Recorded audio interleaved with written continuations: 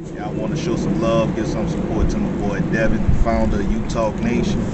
Continuous success, brother. And all I got to say is, it ain't no me without you, baby.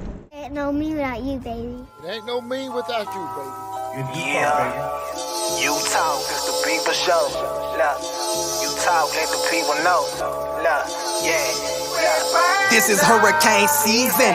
Only legends come up out there, you like Chris and Teigen. Name a letter better, W, that's what we preaching. Hurricane force winds whenever we breezing. Got rings for a reason. Look, we treat a gator like the swamp people. And Seminoles like the block people. And for my dogs, I will drive people. Just being frank, I got they flank like a cornerback. And I ain't even much a Florida cat. But hurricanes, I know more of that than most. Cause I seen them turn our houses into boats. That's that real talk, baby. I hope you was taking notes. That's the real talk, baby. Yellow Nation, coast to coast. Is that U-Talk? Yeah. It's U-Talk, baby. Yeah. It's U-Talk, baby. #1 podcast.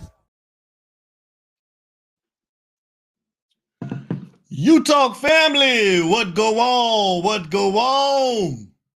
This your boy D, and of course, I got my guy, my PIC, partner in crime, Mr. Larry Frank Jr. in the building. And y'all know how we start off every show. It ain't no us without you, baby. I mean, U-Talk Nation, Kane Nation. What's going on? What's going on? Welcome. Come on in. Welcome. It's U-Talk, baby. It's a Monday night. And thank you for joining the show. I'm finna do the shout outs here real soon and tell everybody thank you that's coming in the building. Shout out to the super producer, the man himself, Mr. King Judge. DJ Production in the building. He's always here. Mr. King Judge is always in the building watching. Shout out to King Judge. Shout out to my mother. Linda English is in the building. I ran off a couple texts, messages, man, when we got started, man. Shout out to my mother. Love you, Miss Lady. How you doing? Joseph Bernard is in the building, man. We opening them up. You in here. Come on in. Cuban Kane. What the hell it do? What's going on? Baby Jimmy Butler in the house. Baby Jimmy Butler. Shout out to B. Sandy. What's going on? Shout out to B. Sandy. Shout out to B. Sandy, man. What it do? My brother, y'all already know Taz, Haitian Kane, is in the building. That's my guy, I-Mike's. That's my brother. Shout out to I-Mike's. What's going on, I-Mike's? What it do? Yeah, you fam, what it do? OG Kane, what up? He's here. He's in the building. Brother, Christopher Corson is in the building. Thank you for the dono. You already know we love you, Chris. What it do? Antonio Abner in the building. What's going on, Antonio? Double A in the building, man. Troy Woodard, what it do? What's going on, Troy Woodard? How you doing tonight? Cuz Swerve in the building. What's up, Swerve? What's going on, boy? What it do, Swerve? What's up with it? Kyle Stalling, Lickadale, Florida, in the building, in attention, man. Shout out to Kyle Stalling. Shout out to Eric Myrick is in the building. Oh my God, Eric Myrick. What's going on, man? A-Town's finest. A-Town. Shout out to Eric Myrick, man. Shout out to Daryl Drake in the building. They go D Drake. D Drake in the building. What up? Daryl Drake in the building. Shout out to Derek Alford. He's in the building. Onk is in the building. Shout out Jacksonville, Florida, Duval County. Fela, what up? What's going on, man? Fela in the building, man. Y'all come on in, man. And shout out to my partner, like I said, Mr. Larry Frank Jr. in the building. So, listen, I want to start off by saying we had a winner for the hoodie giveaway. And that man name is Mr. David Crawford. He predicted the score to be 35-30. He came the closest, so let's give him a round of applause, man. Shout out to Mr. David Crawford. Congratulations, brother. You did it. I'm going to pass your information along. Yes, sir, to Joseph Bernard, and he's going to be sending your hoodie out to you. So congratulations again. Larry Frank, let's talk about it, man. It's the recap show from Well, first of all, brother, how you doing tonight on this fine Monday night? How you doing tonight, man? What's good with you? I'm doing a lot better than people that was thinking Mario was going to do something special in year number 2. Ooh, I'm doing almost great. with Darren Draper. I'm almost there. It's starting up early. I'm almost there. All right, go ahead, Frank. I'm sorry. Go ahead, bro. Yeah, you good. I ain't there yet. But I'm still, gonna give him a shot. That's the fair thing to do. But next year. The seat gonna start warming up a little bit, I think. I'm doing great, man, but just to break it down real quick, I mean, more of the same. See? Look at that. Yep, me too. Major heads on the team hitting the portal. Tell me it's not true. Well, we kind of figured that was going to happen. Heard the same thing. More of the same, man. More of the same, and I mean, I'm just tired of the give Mario time excuse because you know what? We just played a team where a first-year head coach just amassed a 10-win season and he's going to the ACC championship. But a guy like Mario, no, Kyle, I got to push back, my brother. I got to push back. I'm not going to leave him alone. No, Kyle. We just played a team with a first-year head coach. Fresh from Purdue as an OC. First-year head coach. And what does he do? He wins 10 games, and he's going to play Florida State for the ACC championship in year number 1. But Mario needs more time. And I'm not even saying the man needs to win an ACC title or the man needs to contend for a national title. That's not what I'm saying. I'm not saying that. What I am saying is I'm not giving Mario all that time to just do basic coaching. That's the problem that I got. Basic coaching. You got basic coaching problems. Hey, in the beginning, let's be real, D. We talked about it. I called you after the game. What happened? In the beginning, offense was looking kind of decent. Pretty much well assumed that Shannon Dawson was able to have free reins and do what he had to do. What happens? What happens after halftime?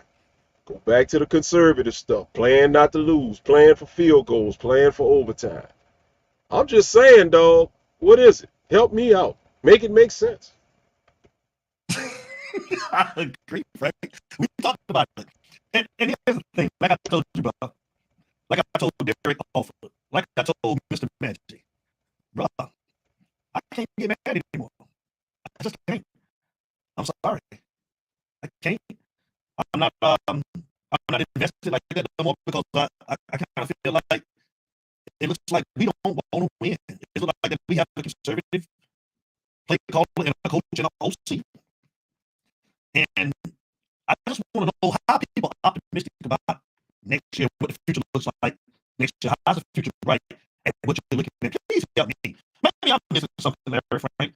Because I know there's nothing that I've seen in the last 6 games that makes me feel comfortable about going into next year, about what it is that I'm looking at, that I'm watching. So if anybody can help, go ahead, Frank. Hey, D, fix your mic. You got some reverberation or something going with your mic. It's going in and out. What about now? You good now. Look like you good. Yeah, loud and clear. Go ahead on. Start over with that point. Okay. Yeah, I just don't see nothing that we've seen in the last 5 or 6 games that makes me feel comfortable. Thank you, B-San, and I appreciate y'all. I don't see nothing that we've done in the last 5 or 6 games that makes me feel comfortable about going into next year. I'm sorry. Can somebody please tell me what have you seen that makes you feel good about next year? Tell me too.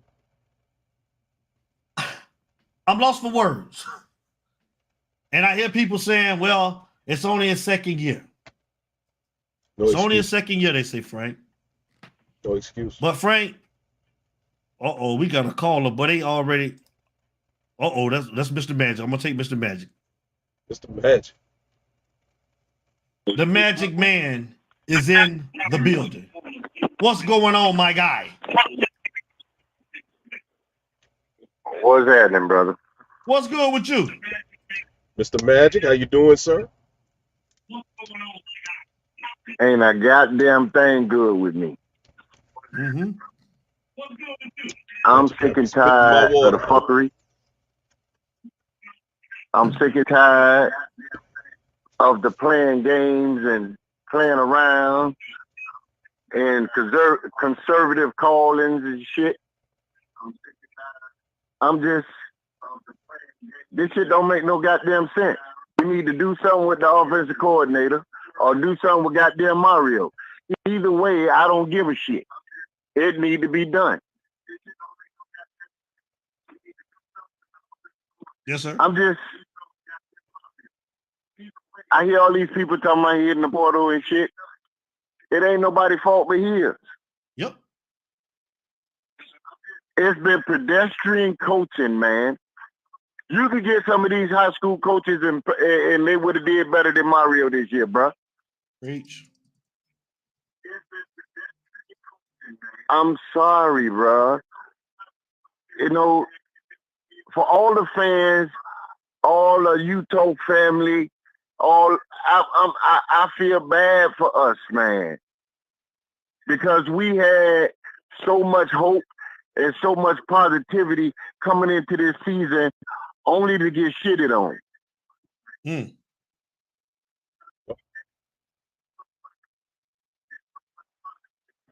And then some of my bitches need to bust a goddamn move. It's you talk, baby. Oh, Lord. Right.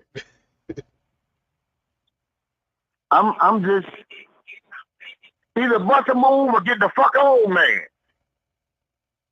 Bust a motherfucking move or get the fuck on.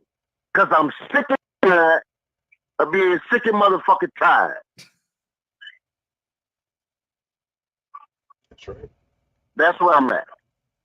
I love y'all boys, man. I hope the family's good. I say what's happening to the chat. And goddamn it, listen, man. Our defense failed us one game this season.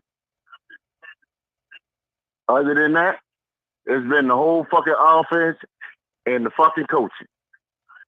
Do something, goddamn it. That's what I want to see. Thanks. I'm gone. All right, Mr. Right, Magic. Mr. Magic. It's you talk, baby. Couldn't have said it better myself. I'm lost for words, y'all. I don't have nothing else to say. Then I hear people saying that. Go ahead, Frank. No, I was just gonna say real quick. I mean, what can be said? I mean, I've been going around and around with them, in the group, talking about give him time. And the thing about it is, what part of not holding this man accountable are people not understanding? And everybody thinks because you're critical of him that you want him fired. Well, we're getting there, like you said, to open the show, but this man supposedly is this better hire, as it was said. They use his Oregon stats. They use his results at Oregon to try to say what he could be.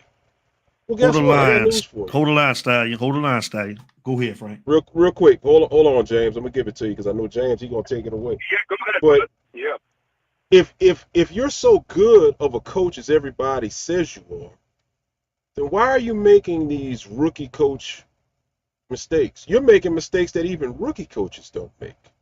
Right. And I'm gonna be honest with you real quick, and then I'm gonna just pass it on to the Stallion.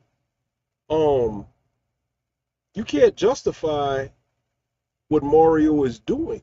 You can't justify this. You're coaching scared.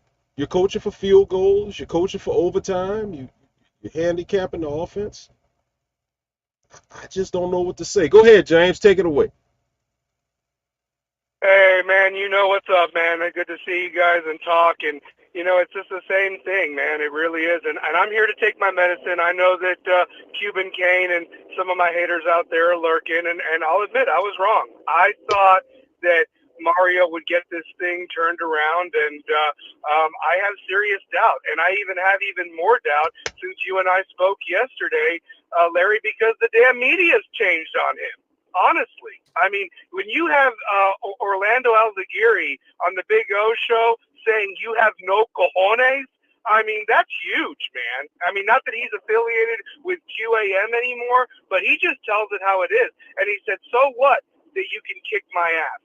So what that you can lift more weight than me? Why didn't you do it against Louisville?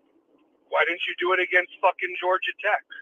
Why didn't you do it against these other teams? And he has an absolute point. He does.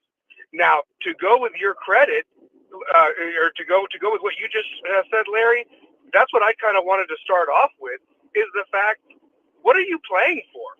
Why are you playing scared? I mean, what is the damn difference between going 7-5 and 6-6? And, you know, you threw a few interceptions. You know, let it rip, honestly. You had 3 minutes in the first half, and you had all the momentum, and you play scared. No balls.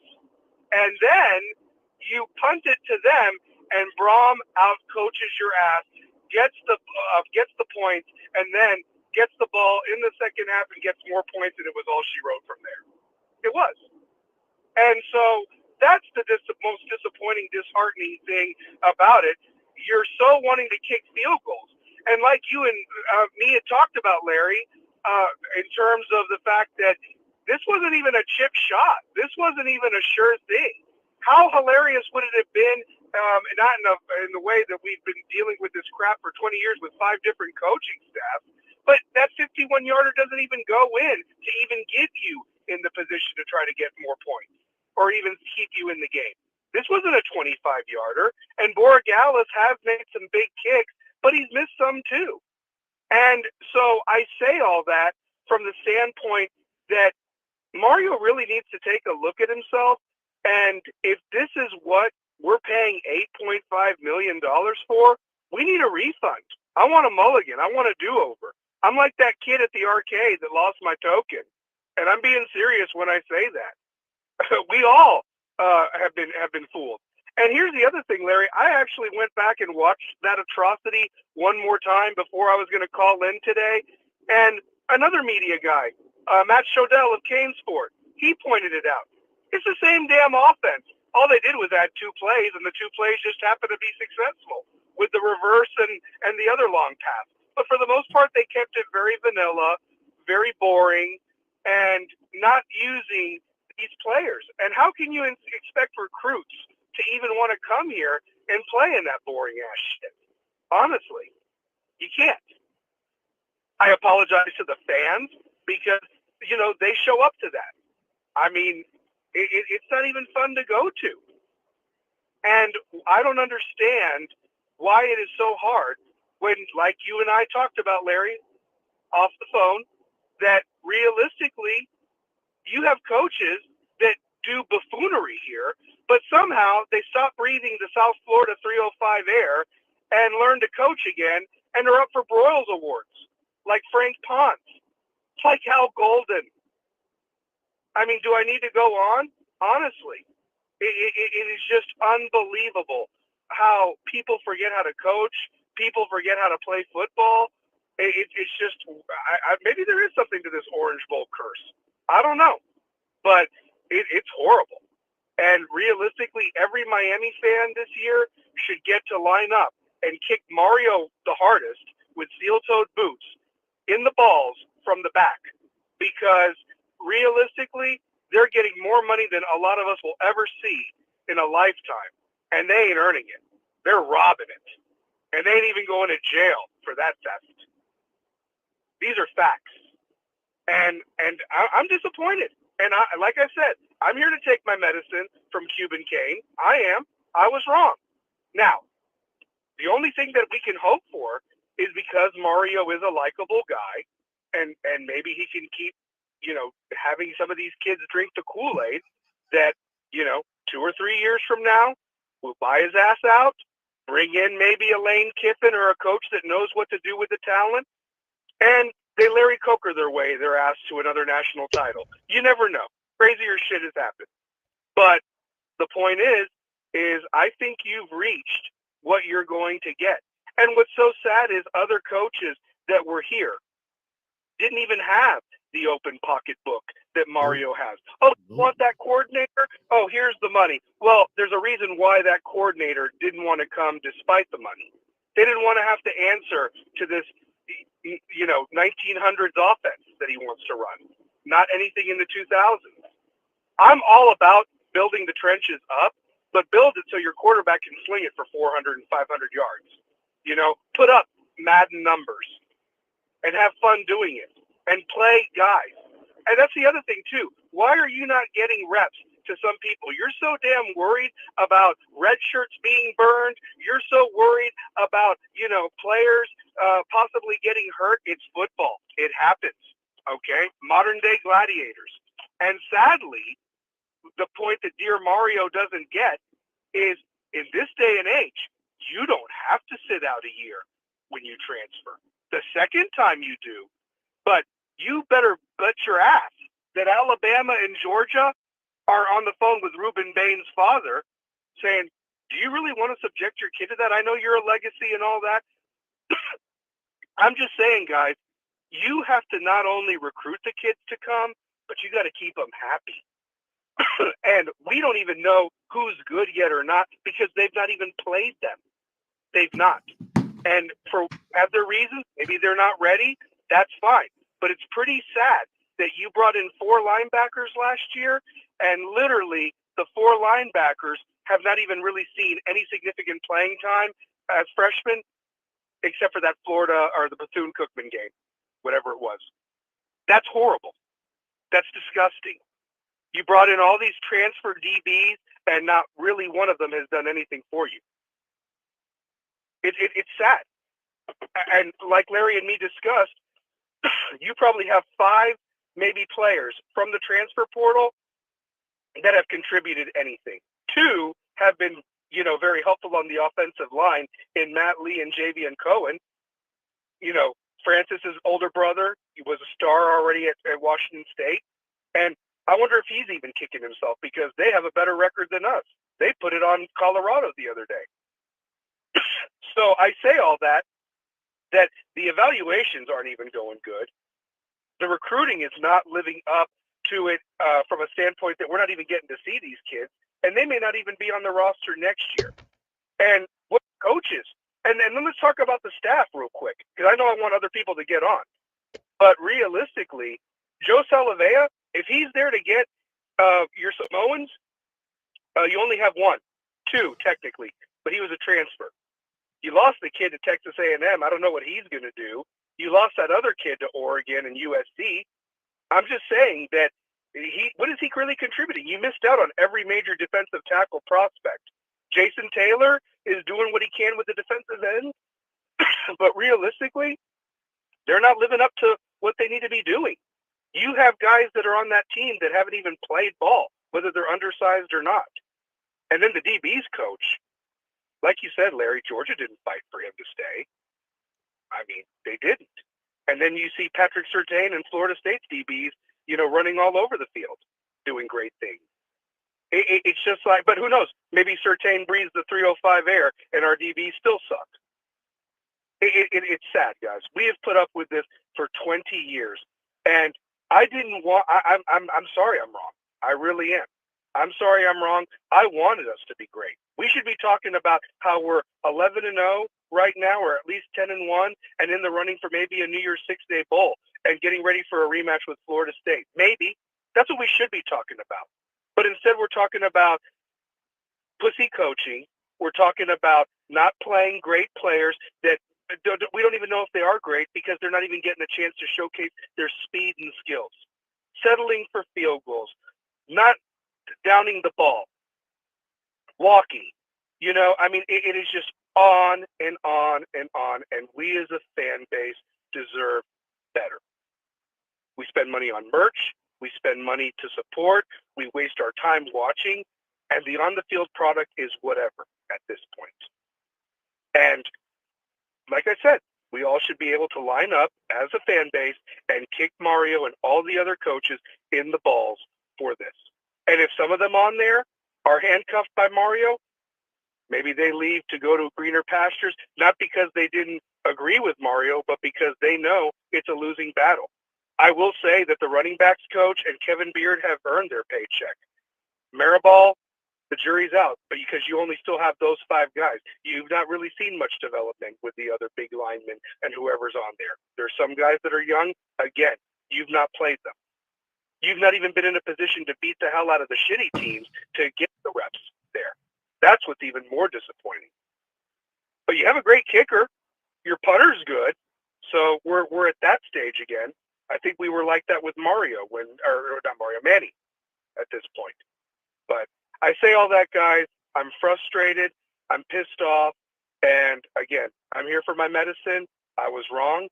But I do know one thing, that it ain't going to get any better unless somebody holds Mario accountable and tells him, you're just the figurehead at this point, and you need to let the coordinators go.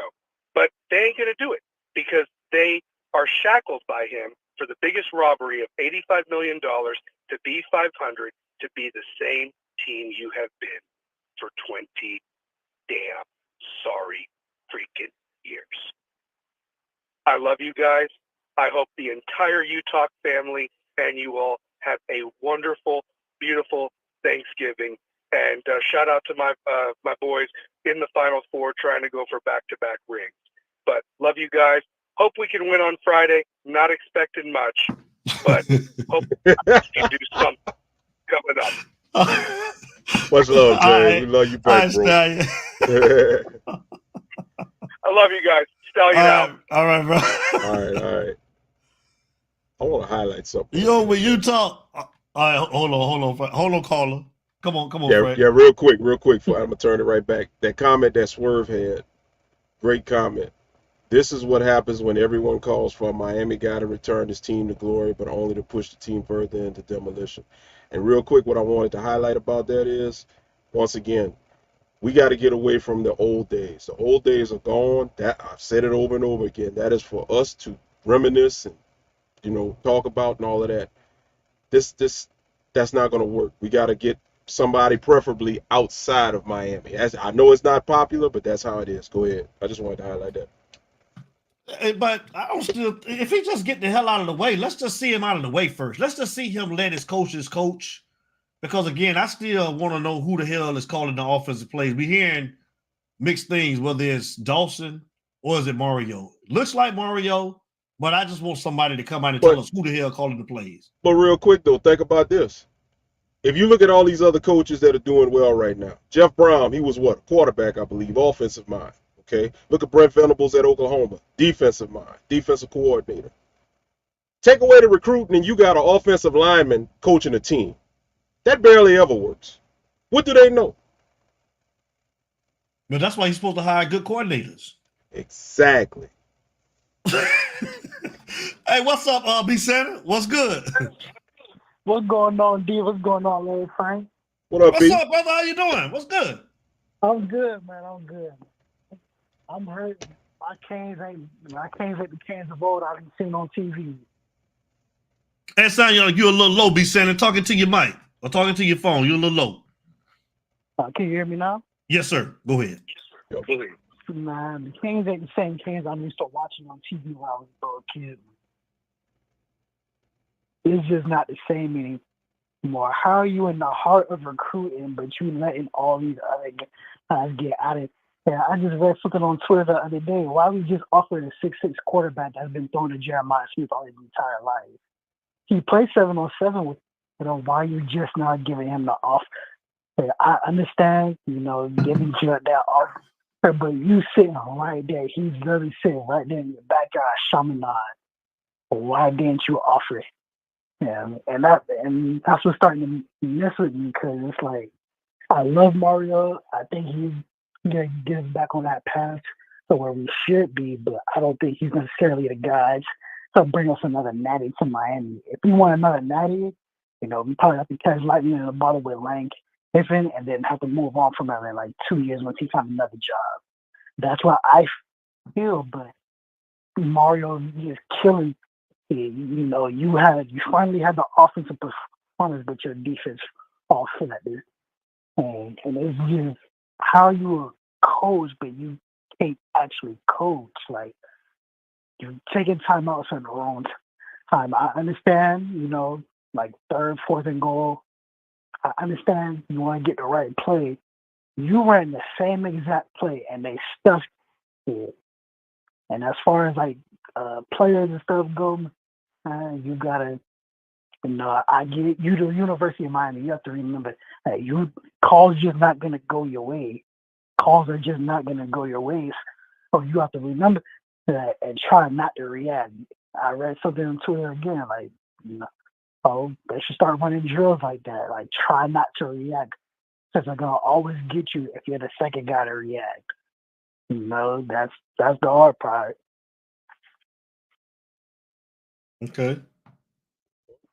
Yeah, I don't know D and Larry Frank, man. It's just my entire life. I was born in 2003, so the Canes, I caught the very end of the Canes being good. So that's like the last Sean Taylors and stuff. Other than that, it's just the same. In my entire lifetime, Miami has only won 10 games, and that was that 2017 season under Mark Gregg. Do you know how embarrassing that is? You live in Central Florida. You understand me, because you're from down here. I live by UCF, Florida, and Florida State fans. Going to school, it's so hard to be a Miami fan, because it's like you have so much talent, but you can't put it together. It's either talent or it's coaching. And one year it's the coaching, another year it's the talent. You just can't never put it together, man. Mm-hmm. I just want to get y'all thoughts on one thing. So what are y'all looking for, like, towards the end of this season? Because you're pretty much not gonna get a big time bowl game. And so what are you at least looking for these last two games? You say it again. I'm sorry, I couldn't hear you, B. What you say? Oh no, I'm just trying to figure out where are y'all looking to see out of this team in the last two games. We got Boston College on Friday, and then after that we're playing somebody in a bowl game. I don't know who, but we're playing in a bowl. Yeah, that's yet to be determined. Man, honestly, bro, like, there's nothing to be, like I said, excited about or wanting to see for me. I mean, if I had to say anything, I would want to see, just like James Freeman said, some of the younger guys, some of the younger linebackers, some of the younger talent, just put them on the field. Because what are we going to say next year? I mean, you haven't played none of these guys this year. What are we going to say? We're going to wait on them next year to develop, and it's just their first year. We're going to keep saying the same thing instead of letting the kids come in and play as freshmen. So if I had to say anything, I want to see the younger guy. That's just me. You, Frank? I want to see Mario actually coach like he got a set in his drawers. In other words, the whole time he's been coaching, you're coaching scared. And the thing about it is, somewhere along the way, as we said before, in the first 4 games of the season, you let everything go, you let it rip, everything was clicking, everything was looking good, then that bye week hit, and then all of a sudden, I don't know if the ego got involved, I don't know what it is. But I'm going to be honest with you, B, the main thing that I do predict that's going to happen, honestly, the team, some of the players still got fight, but you can't help but to believe some of these players done packed it in. So I really want to see, or what I think rather I'm going to see, is you're going to see basically a culmination of frustration and just quit. And whenever that first 3 and out happens on offense, you're going to see look for the body language of the players if it's a 3 and out or an interception on that first drive, on that first defensive drive.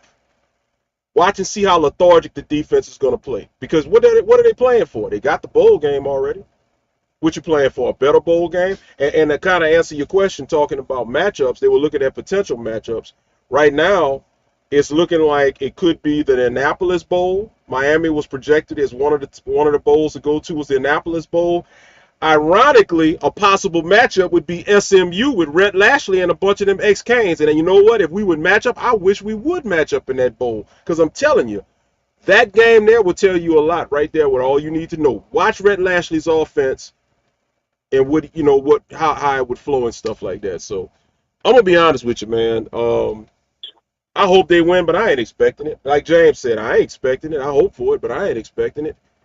I said it after NC State. What did I say? 6 and 7, right? We wasn't winning another game. All right. Yep. I'm sticking with it. You got anything else, Mr. Santa? Yeah, man. Going off Larry Frank's point, man. If we match up with SMU, their offense is the way our offense should be looking. And it's a bunch of former Kings over there with Rhett Lashley. You know, you got Romello Brinson. You got a bunch of ex. They just didn't fit on the Mario, so Mario let him go. Go over at Lashley. So when I hear everybody doing pretty good, Knighton at least holding on to the ball and everything. The defense is going to give us a shot, but at some point your offense has to actually do something. And aside from those first 4 games and this past game, what has the offense done this year? I heard the commentators mention TVD was hurt and everything, but at some point, man, you got to throw something at the wall, hope it stick. Put your Kobe George at the Wildcat or something, and don't just line up on the center like, you know what? Let me get 2 yards here. Let me get 3 yards here. Let me get 5. Let me get 6, and try to methodically move your way down the field. Now, if you in a certain particular game like that, that's fine. But college football, especially with the University of Miami, it's supposed to be fast as fun. It's supposed to be airing it out. Like, this is the University of Miami. We could go 4 wide and nobody would touch it. I don't know what Mario has done to his offense. He definitely has a hand on his offense, but he has to let Shannon Dawson do this. And I think we keep Guidry and Dawson for at least this next season, but after that, I think Guidry probably gets a head coaching job somewhere. But all right, fellas, let me let y'all go. I know you guys got other calls behind me. You good? Okay, man. We appreciate the call, man. Thanks, B. Center. Appreciate it. Sure. All right, man. Larry Frank, man. I hope your wife's doing good, brother. Thank you, bro. I appreciate that. All right, you guys. Y'all be easy. I'm gonna keep watching the show. All right, thank you, brother. Yes, sir. It's you talk, baby. So Marine E, let me ask you a question. Since you so big on Mario, let me ask you a question, Marine. I'm talking strictly to you. So what's the time limit that you want to give Mario? What do you feel like is an adequate time that we should be starting to see a turnaround in what's going on in this program right now?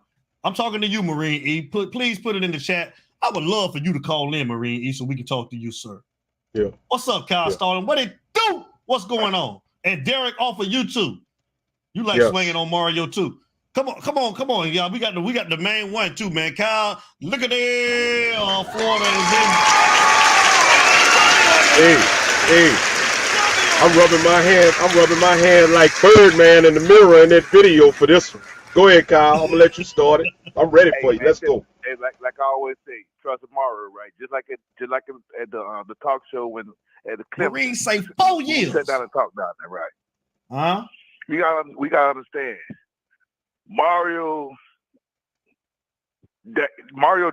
downfall on all this right now. Just as y'all talked at the beginning of the season. Hold on real quick. Kyle.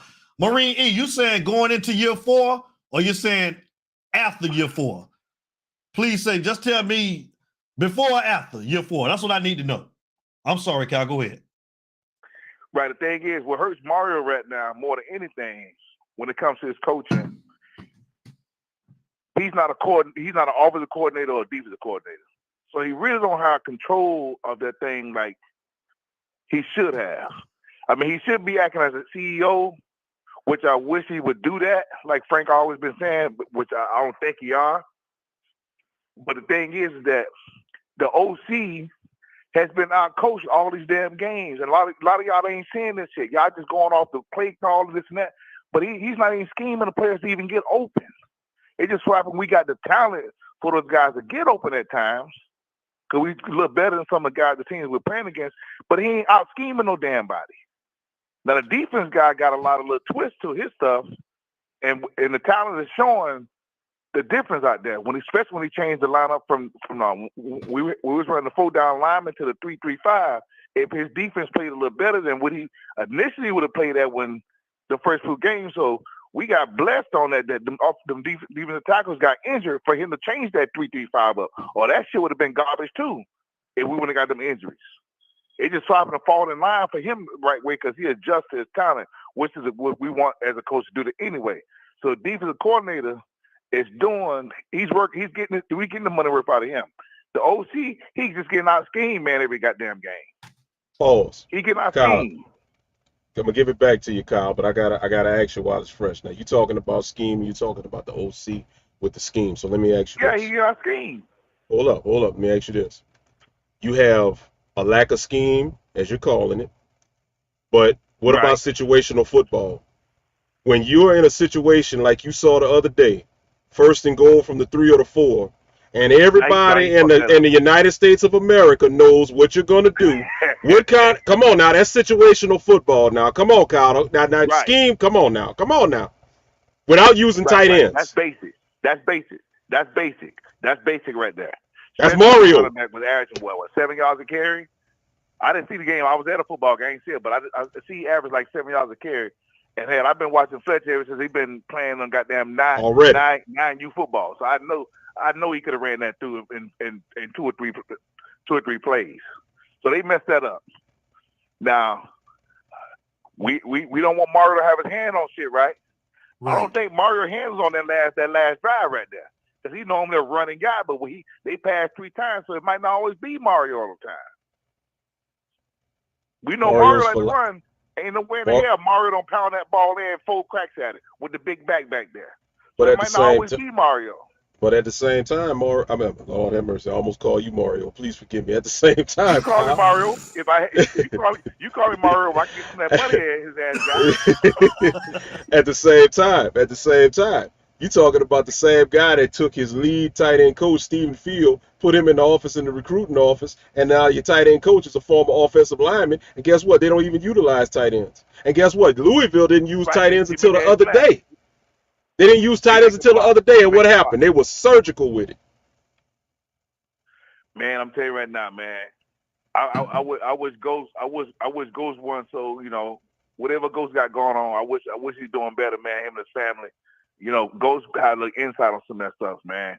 I don't know what thing is with that coaching change like that. I think it's a money thing, or maybe they be playing cat and mouse and want a coach to leave and go somewhere else and try to keep him.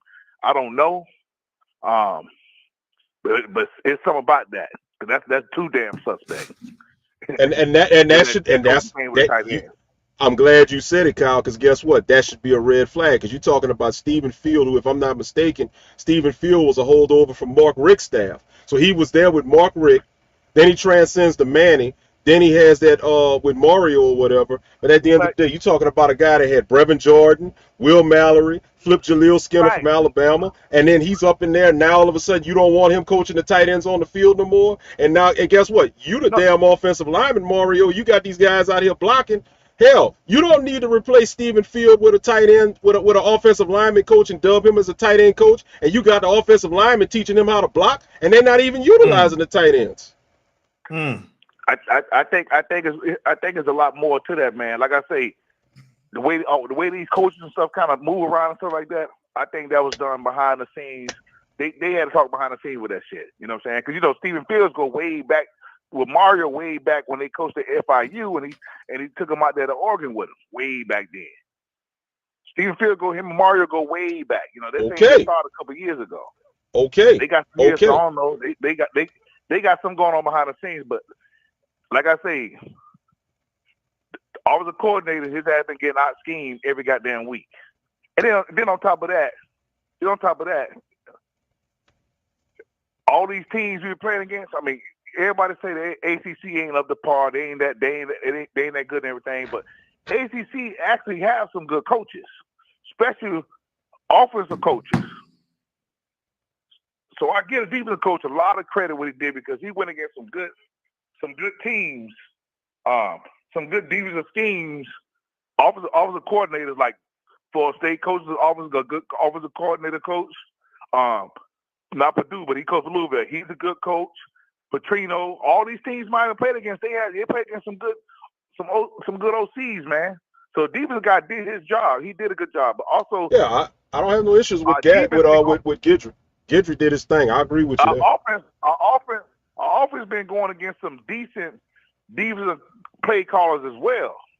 But however, the offensive coordinator, man, he can't scheme them guys open. If he knew 5-6 games, if this guy can't throw and he can't read coverages, he got to adjust to something that does right with him like Lassie did. Lassie knew his ass couldn't read zones. That's why he schemed his ass to get his players open for him.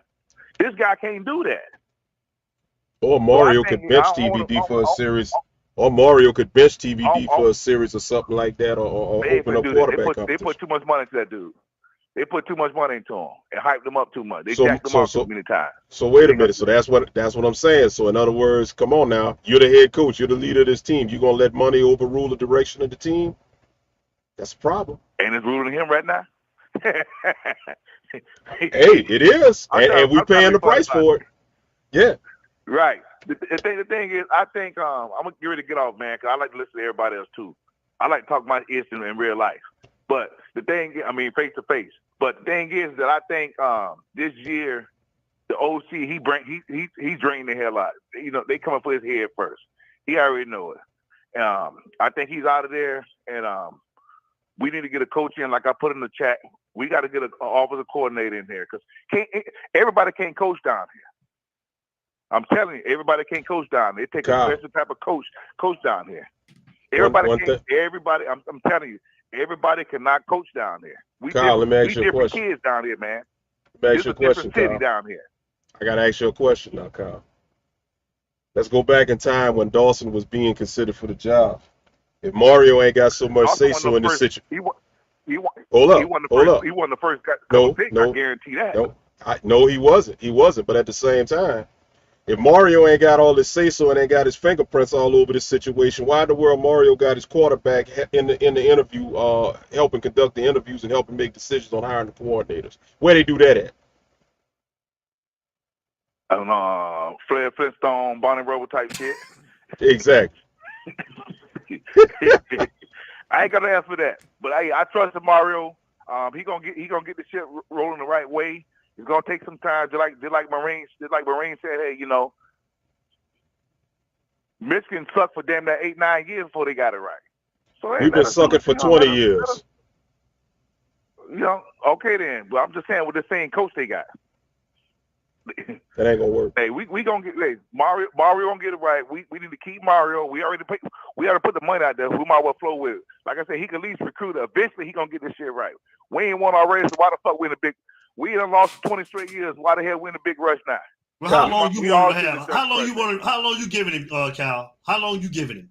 Got 2 already. How much more? Now, you riding real good. Yeah. I don't think it's gonna take that long. I see. Well, give me a number. Give me a number.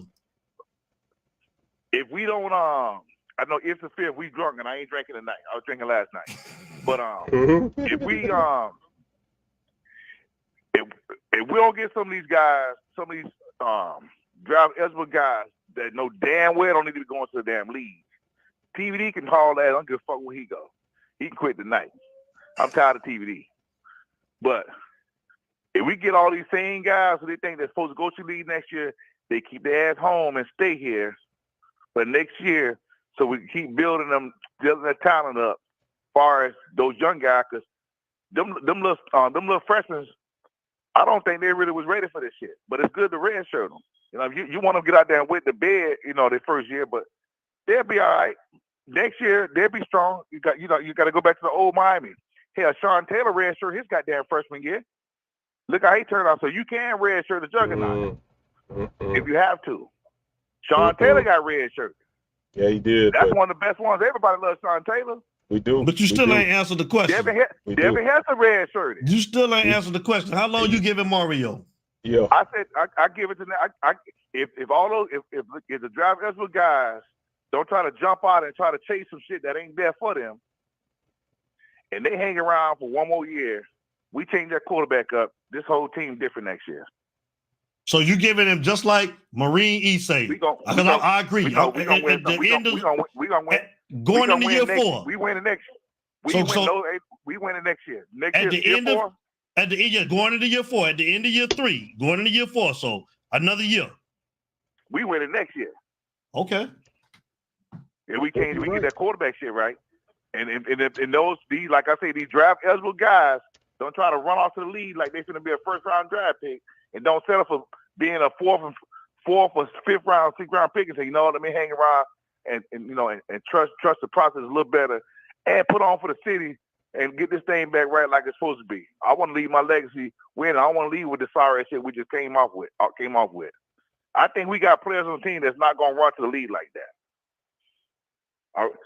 Only thing I can see on that defense, probably Williams and probably Taylor might leave. I don't think the other guys run like that. I think next year will be a better season than it is now. But we got to get that quarterback, and that OC got to get it. That OC, we got to change OCs. Y'all, we got and the thing and if the OC change, that bitch need to change in December, not in goddamn April. But he need to change now. But here's the thing, Kyle. Everybody's saying we need a new OC. Everybody's saying we need a new quarterback. Because I feel he been out schemed the whole season. That's why I feel he needs. Okay, but let's be real. Nobody is acknowledging that Mario has too much of his fingerprints on this whole situation. So let me go ahead on and play devil's advocate. If you get the OC up in here that can out scheme everybody, if you get a strong arm quarterback, a dual threat quarterback at that can outrun and outthrow everybody else and surgically just take part defenses. What then if Mario still got his fingerprints on this thing? Instead of letting the people work and letting the people do what they got to do, he calling the shots. He got too much of his influence on there and it's holding us back. What if his coaching is still coaching scared, coaching for field goals, coaching for overtime? Because he's doing the same stuff he was doing at Oregon.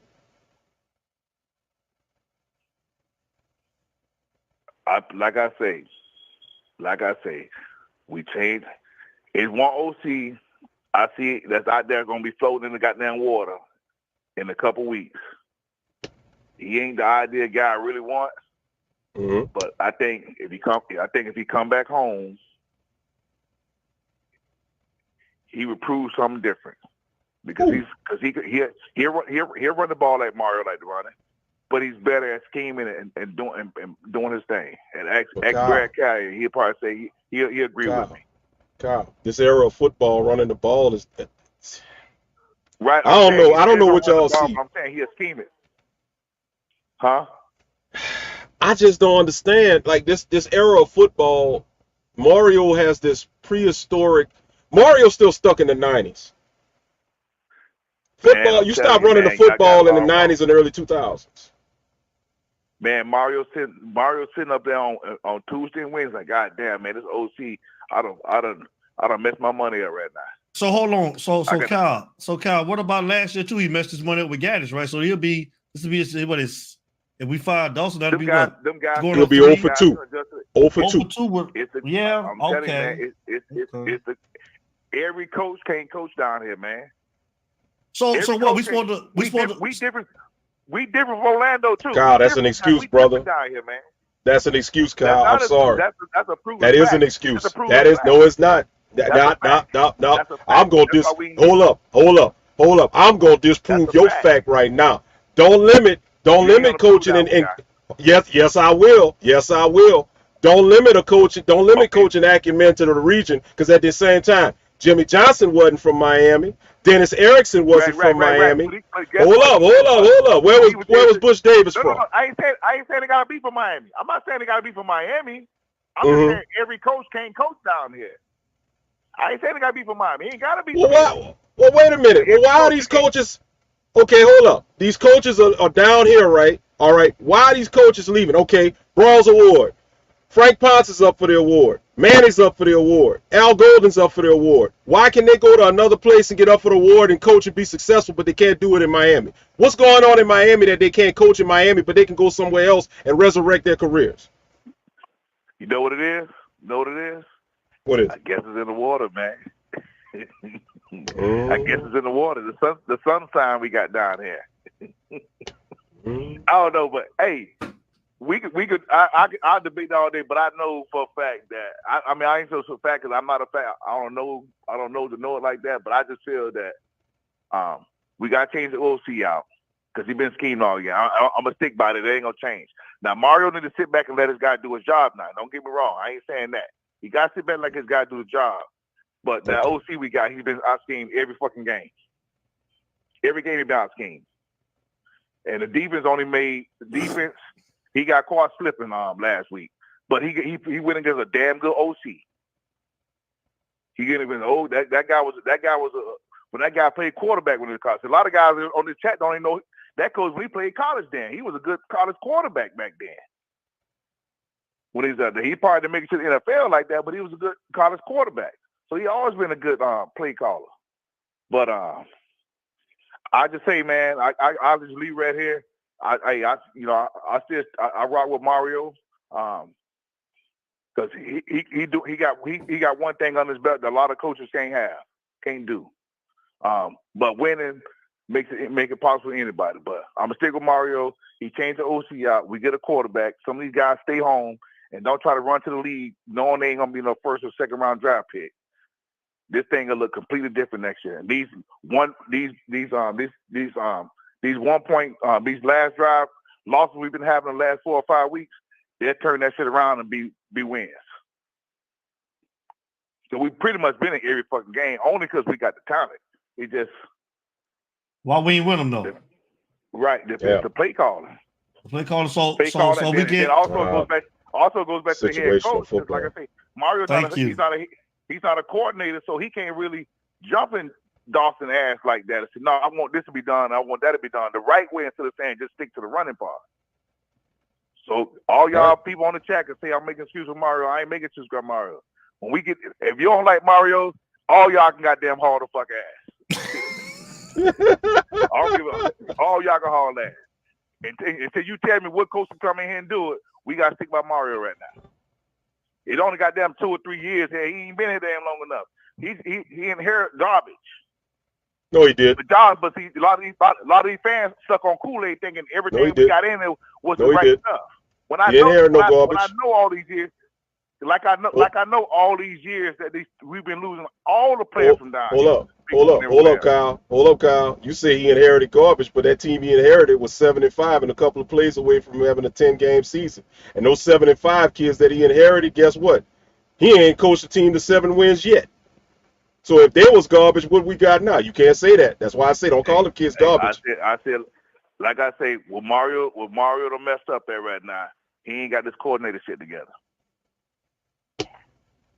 Because he can't. He's not a coordinator. Any man that don't know how to take a knee got more problems than coordinator issues. Now I'm sorry, I gotta go there. You can't take a knee to win a game. I'm not trying to bail Mario out. He made some bad play calling and coaching decisions. I ain't saying he haven't did that. And that's one for example. The knee thing. That's a prime example. Can't get around that. But he need to get them coordinators together, man. He didn't get the coordinators together. He need to get somebody like Lane Kiffin and Nick Saban. They didn't get along, but Nick Saban had to suck that shit up because he said, well, damn, you know what? Let me listen to the motherfucker. If I don't listen to him, we ain't gonna win nothing. But soon as Lane Kiffin got that stuff together, he cut the hell out and got the hell away from the team. You know, the best for himself. But Mario gonna have to get a coordinator gonna come in here if he can get one that'll come here. Somebody will come in here and tell him this, hey man, keep your ass in the press box. This is my shit down here on the field. But I'm gonna get on off though and keep listening out. Hey, this gonna be a good show. Cause I'm looking forward to hearing what some of these other guys are saying. So I done stirred up the hornet's nest. But I want everybody to bring the smoke on here tonight. Hey, hold on before you get off. Cuban Kane told me to ask you how many ACC games has Mario won?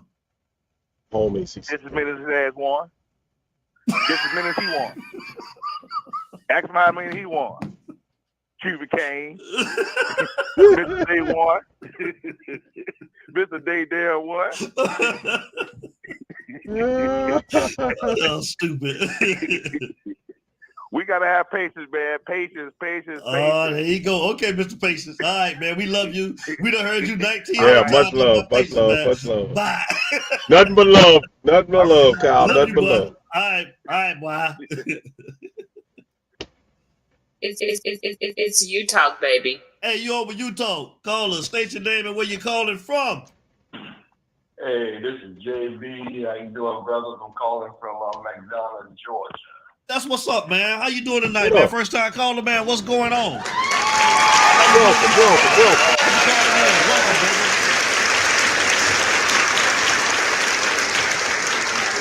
You got the floor. It's all yours, bro. Yeah, I'm not going to stay too long here on the phone, but I just got two observations. As far as Mario, we have to realize that, you know, this coach, he's the offensive line coach, and he'll always be an offensive line coach. And I don't think that he can see beyond offensive line coaching in terms of offensive philosophy. Thank you. I think we stuck with him, you know, and yeah, you know, the local fans like him. I mean, they paid the money to actually, you know, justify his stay. I mean, it's like already committed, you know, relationship already, and we're gonna be with him for a minute, regardless of how much we want him to leave after 3 years, because I think that 3 years is enough for any kind of coach getting paid that amount of money. And right now, he hasn't shown any progress in terms of win, and it looks like we just kind of like, you know, falling behind in terms of, you know, player development, and we have a right, you know, to actually, you know, call him out. I mean, he's egotistical in my opinion. He's pretty much like a controlling type of head coach, and I think by him having those attributes, a lot of coaches wouldn't want to coach with him. And I think, you know, that'll hold us back as a team, just because of how he is as a player. I mean, as a coach. And I think if an offensive coordinator worked with him, I think his leash should be kind of short when it comes down to player creativity, play creativity, offensive strategy. I think that he'll probably allow, you know what I'm saying, he'll probably allow the offensive coordinator to actually run his game. But as soon as there's some kind of problem, you know, I can see Mario coming in and shutting it down and, you know, taking control and actually, you know, going back to his old, you know, ways of actually, you know, running offense, which is, you know, being aggressive, running up the middle, you know, full jobs and a puff of smoke until we get, you know, to the end zone. And that type of football, like you said, that you guys said, that type of football is old and ancient. You know, we're in a situation is where, you know, we're in Miami recruiting and selling, you know, all these dynamic offensive, you know, strategies and stuff. But yet, at the end of the day, you know, we know Mario, he's gonna keep it basic, you know, and I don't think he can coach beyond that. And it's a shame because, you know, we got the talent, but it's just a shame for us to be in a situation where we can't, you know, get these players, you know, a bone every now and then, you know, and I just think there's a lot of political stuff that's actually going on when it comes down to these players actually hitting the field. Because you hear one thing saying, okay, well, you come in, you practice hard. Don't matter if you're a freshman, don't matter if you're a sophomore. You come in, guess what? You practice hard, you're gonna hit the field. They're selling that, but we don't see it. And all we see is, and this is one thing I want to bring up with you guys. Have you noticed, like, the armbands that's on these players' arms? And I'm like, are we the only team that have these armbands? These I don't know what you call them, but it look like if you injure your shoulder or something like that, they put that harness on. We have a lot of players that actually have that harness. And so I'm kind of wondering, are we just patching these guys up, putting them on the field injured, as opposed to giving other players opportunities to play? So that was one thing that I wanted to ask you guys, because that's something that I actually noticed. And what do you guys think about that? I don't know what to think, but I think it's a good point that you bring it up. I've seen a lot of players with it on too, but I kind of never really just paid attention to it. There's so much stuff going on, man, to where it's crazy, man. I don't know. It could be anything, Frank. Yeah, I mean, that's something I never noticed until you just brought it up. I think that's a very good point, but I'll add to that. I think Mario is a little too secretive with injuries and injury information. And his secrecy is not really helping to prevent anybody from getting an advantage, because we don't know what's going on, and it's still backfiring and blowing up in our face. So, like I say, caller, you basically, I gotta drop 3 mics for you, because everything I'm trying to get people to understand. See, this guy gets it. He gets it. Every point he put, that's what it is. That's what it is. That's what I see. So it ain't just me. It ain't just us. So, yeah. Yeah, because I kind of like followed Mario when he actually started out, and with Rutgers, and I remember Greg Serrano. Greg Serrano was the guy that he actually coached with, and they have similar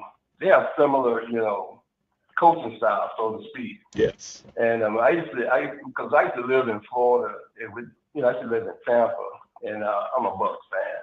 And I remember when Greg Serrano, when he came down there to coach the Buccaneers, I mean, he had those same tendencies that we see in Mario now. He's kind of like that authoritarian, that militant type guy, and sometimes that leadership style just don't blend in good with some of the kids. And not saying that it's a bad or a good thing, but that's something that we need to consider too. Because you can tell that these players are busting their butts, out there, and you can see the passion, and that's one thing that he actually sold to these players, and he's getting a lot out of these players. But it comes a time where sometimes you got to blend in that authoritarian with a type of like a friend type, encouraging type like coach. And sometimes I think that can get in Mario's way as well, because I don't think he has those attributes as a coach. But one more thing, and I'm gonna let you guys go.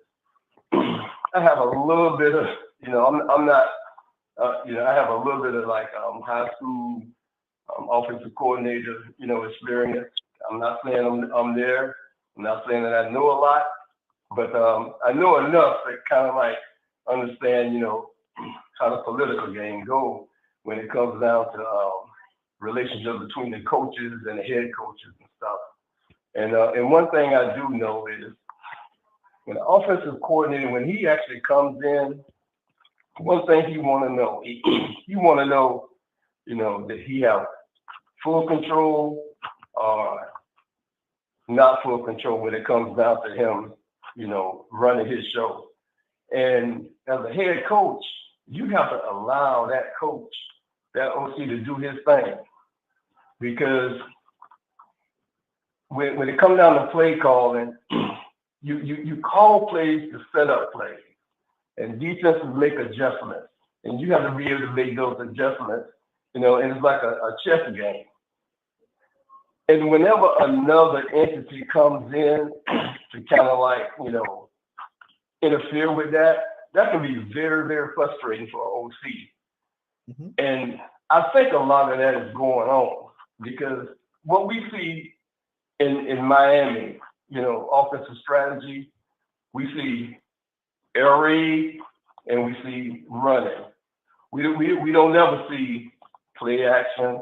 And every now and then you'll see a counter off a play that the defense responded on, but you don't see that in this offensive philosophy.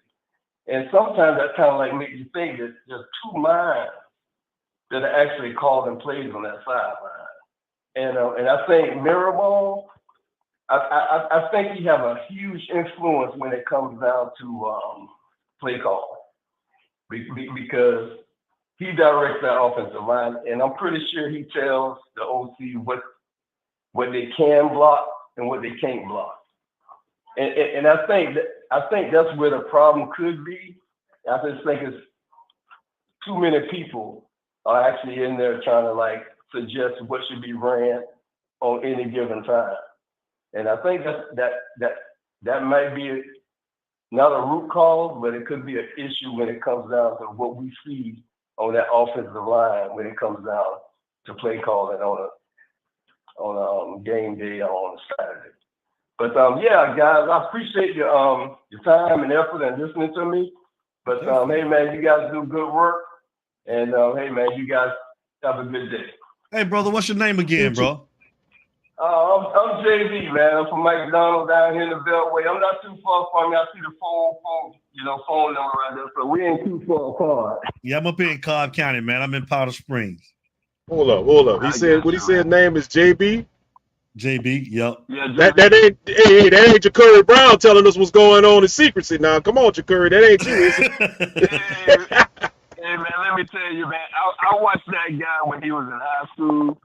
And I'm a huge Ja'Curry fan, and it's just sad how we actually treat that guy. I don't know, what the outcome gonna be, but man, all I can see is a very talented guy, and if you can build an offense around his talent, man, we could have been in every last one of those games without a doubt. Mm-hmm. I mean, because when he was in high school, man, this guy, he was off the charts, man, And from what I've seen this year, I just think that they didn't actually focus on his skill set or even desire to even build an offense based on his skill set, and that's a shame.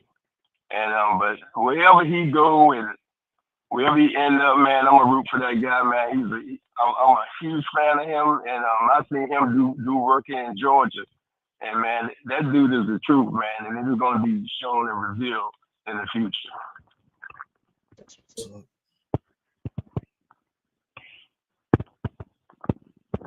You got a good take, man. Good call all the way around, man. Awesome. We appreciate you calling in, JB, man. Don't be no stranger, bro. Oh, for sure not, man. I'm a huge listener around, listening to you guys all the time, man. But you know how it is on the grind, man. I work second shift, and yes, man, I can't get on the phone. But man, it's been a couple of nights. I said, man, I need to call in and talk to these brothers, man, because you guys have a nice flavor, and I'm pretty sure a lot of people appreciate what you're doing, man. And you guys keep up the good work. And I try to chime in, and let you guys know I'm still here, man. But hey, man, you guys take it easy and be blessed. All right, likewise. Same to you too, brother. Yes, sir. Yes, sir. You do the same. Thank you. All righty. It's you talk, baby. Great call. Shout out to Mr. JB, first time caller. Yes, sir, man. Cannon, I got you on deck. There you go. Cannon in the building. Cannon. Hold on. I'm gonna sit back for this. I'm gonna get ready.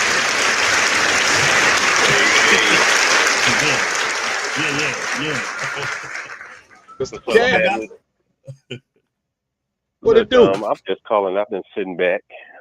I do believe it's Mario calling the plays. I mean, it's the same nonsense where we were run heavy last year. So anyone that thinks that Dawson is just calling these is kind of crazy. I think Dawson was just happy for the opportunity to be part of a big program. Mario definitely didn't show good leadership by letting TVD have some say on the type of offensive coordinator that came there.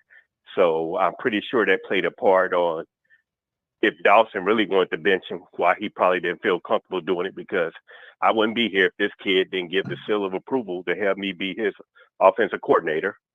I think Mario is just too conservative, because I went back and looked at the last 3 games, and I noticed that even when our punter is kicking the ball, he waits till the clock goes all the way down before he even asks him to hike it. And I'm saying all that to say is Mario has a hand in micromanaging this team so much that no quarterback or any player can really get into a good rhythm. The only people that get in the rhythm are the running backs.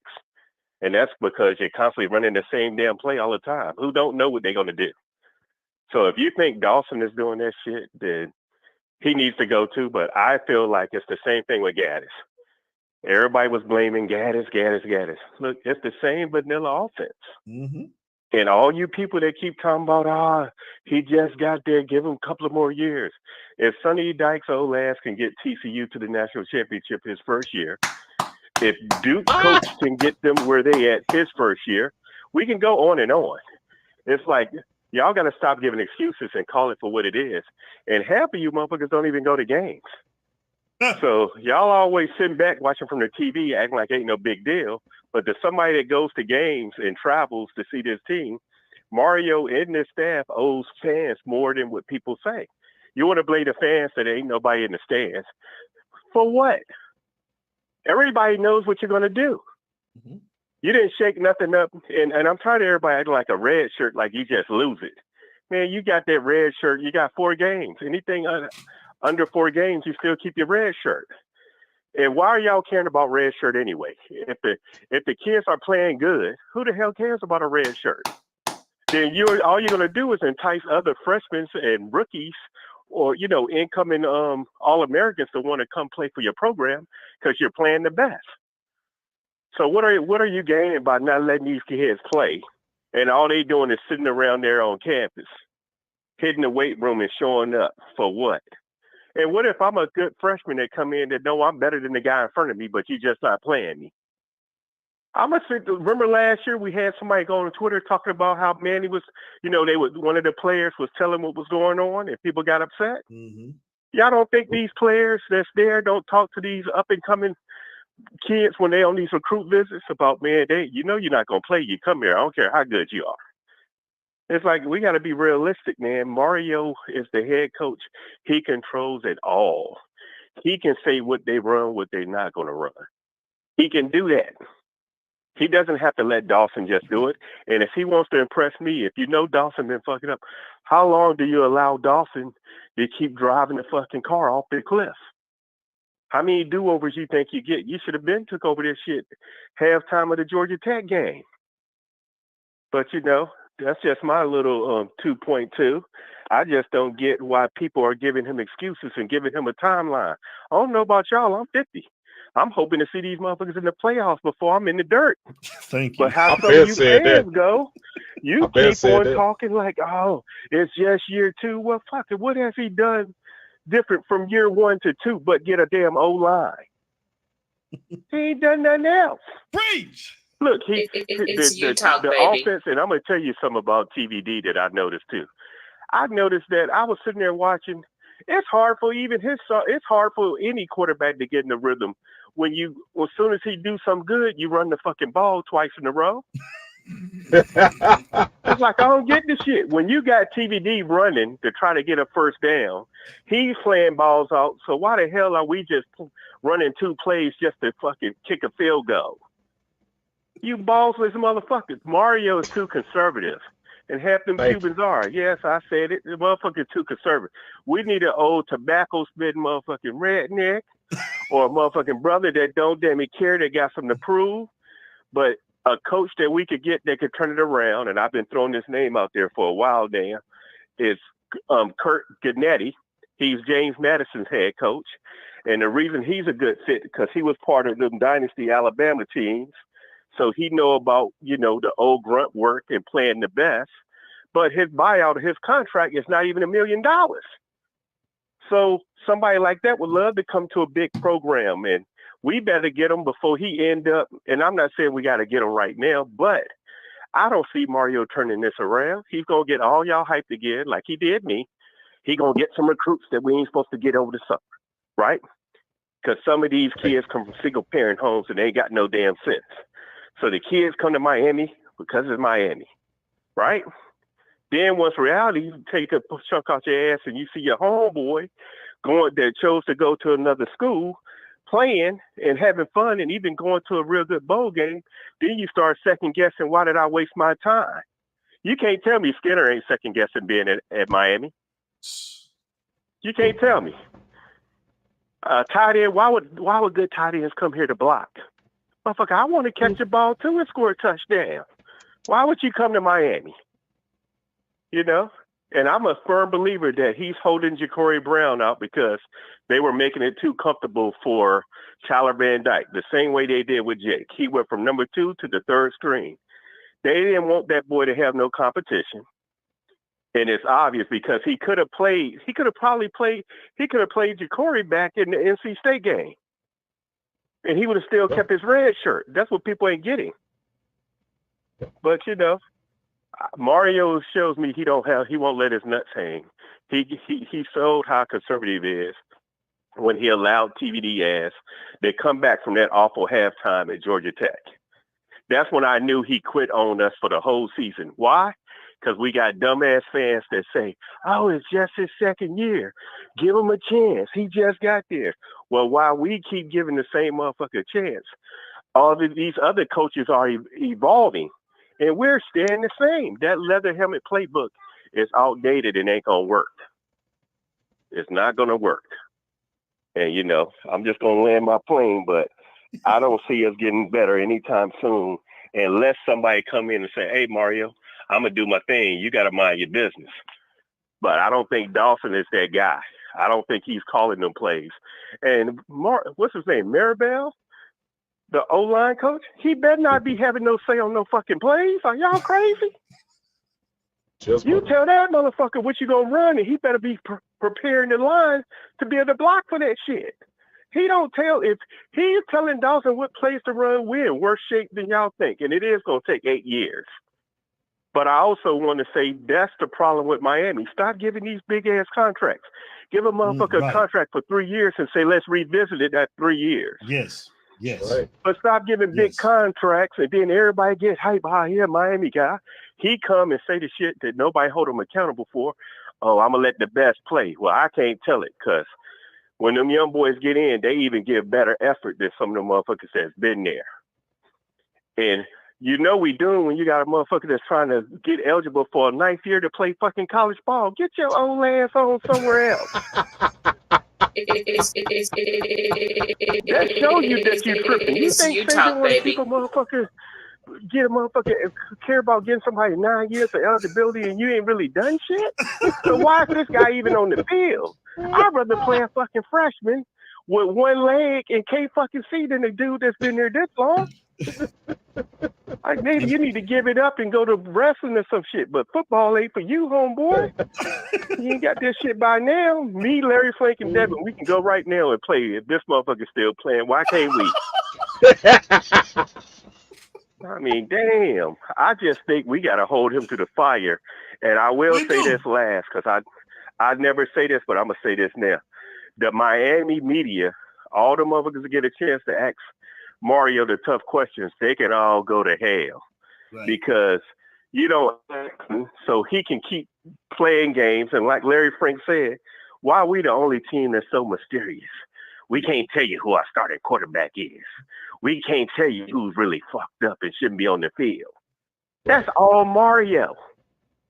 He does that because you can question his ass before the game comes. But what he does to us is string us along, and next thing you know, we got the wrong fucking personnel in the field. And then when the motherfucker play like trash, right? Especially if he ain't a brother, oh, he hurt. That's why he can't throw the pass. His growing muscles pull. Well, the motherfucker was hurt. His feelings is the only thing hurt. Because the motherfucker didn't just heal to run. If you notice, he started running because he saw that's what Emery was doing. Right. Oh, Emery threw the ball away. Let me throw the ball away. Motherfucker, you've been there 3 years. You should have been known to throw the fucking ball out of bounds. We didn't ask you to be Tom Brady. Just manage the game. Now you finally do it. You see it's the coach. You can't blame TVD on this game. I ain't that damn bad. I don't care for the kid, but damn. He kind of did something right. But guess what? Mario didn't have no problem not going for it. He didn't have no problem calling a dumbass timeout. His timeouts always fuck up the momentum of his offense too. Have you noticed that? Yes. Like, do y'all? I think the motherfucker Pete Rose in it. That's what we better be investigating his ass. Because I think Mario betting against his own team. And if I could ask him a question, I'd be like, do you really give a fuck? Or you think you got 6 years to do anything? Now, y'all going to be mad. Some of you motherfuckers loyal to Mario. You show your ass up next year when SMU kicking our ass in the ACC. You just wait now. And y'all think they're just going to go to Cal and beat Cal? Them motherfuckers don't never have a quarterback or receiver issue. And they will air that motherfucker out. So y'all keep on. And the reason our defense does fold when it comes to big plays, can I tell y'all why that's really happening? Look who the fuck they practicing against. This old leather playbook in practice. That shit don't prepare you to be, that don't prepare no defense that you're going against with this old vanilla ass offense. They can't practice. You know, they got nobody to practice against because they're not calling no plays to challenge these safeties. You know, but I'm going to land my plane on that one. All right, Kenny. It's you talk, baby. Great call. Great point. Great point. Harlem 212 said, oh, that's Cuban Canes on right there. Hold on. All the people against Mario, if he turns it around, he said true, but he meant turns. If he turned it around, will you guys have the same energy for him? Man, listen, we want Mario to succeed. We just want him to get the hell out of the way, like we've said for the 200th time, Mr. Harlem 212. That's all we're saying. Go ahead, man. Hold on real quick, Chris. Yeah. Go ahead, Harlem Frank. 212. Harlem 212 had put up there earlier. I forgot the statement that he had put, but it was something along the lines of wanting to see Miami dominate and the average of 20 years is 7-5, like we always say. We're not up here saying Miami needs to win a national championship. There it is. Y'all wild. And Miami could barely go 7-5 the last 20 years before different coaches. We all thought Miami dominated. It takes time. You can't fix that in 2 years. You're right. But at the same time, you're talking about basic coaching that shouldn't even have to be fixed. You're talking about just basic coaching and clock management and, you know, as Mr. Cannon just pointed out, effective usage of the timeouts. This is nothing that takes time. This is stuff that, and I keep saying it, with a coach that has been doing this as long as Mario has. And since a lot of y'all want to highlight his success at Oregon, well, if he was winning at Oregon or whatever, what has happened between Oregon and Miami that he's making these bonehead coaching decisions?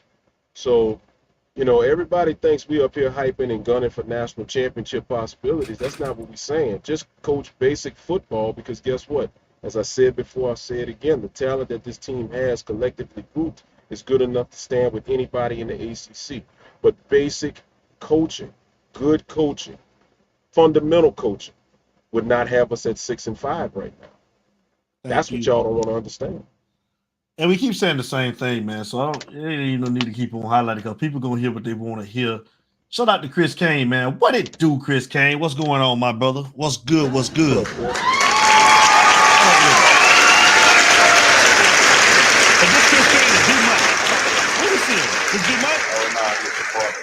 Mr. Mike, what's going on? What's up, bro? What's up with your big mic? What's going on? Well, first, how y'all boys doing tonight, man? I jumped in. I kind of got in a little late, man. I was just getting home, you know, getting ready for. By the way, happy Thanksgiving to you guys. Happy Thanksgiving Same to you, brother. to the whole chat, man. Back at you. L, how the wife doing, brother? Better days, but still, How the wife? still a day. Yeah, it's better days, but still, taking it one day at a time. But better days. That's good. We gonna keep on praying for her. She gonna be okay. But man, I've just got through listening to Mr. Cannon, my boy. I salute you. Everything you said, I had it wrote down on the pad today. Had wrote it down actually Saturday. I watched the game this past weekend, man. We had the 75th Senior Bowl, Turkey Bowl Classic for the youth here in Mobile, where they gave away turkeys, and they also had a lot of the players that played in the Senior Bowl, all the way from back then to up to now, man. That's why I got a chance to meet a lot of people. I took my son out there.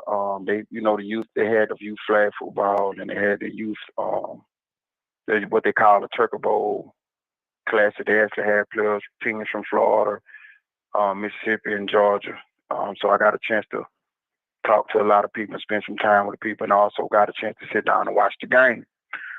So while we were watching the game, I had a chance to talk to a couple of players, and I wrote down some things. And I actually asked them, I said, well, what is it going to take for Miami to get back to where they need to be? And I told everybody this. It ain't Mario.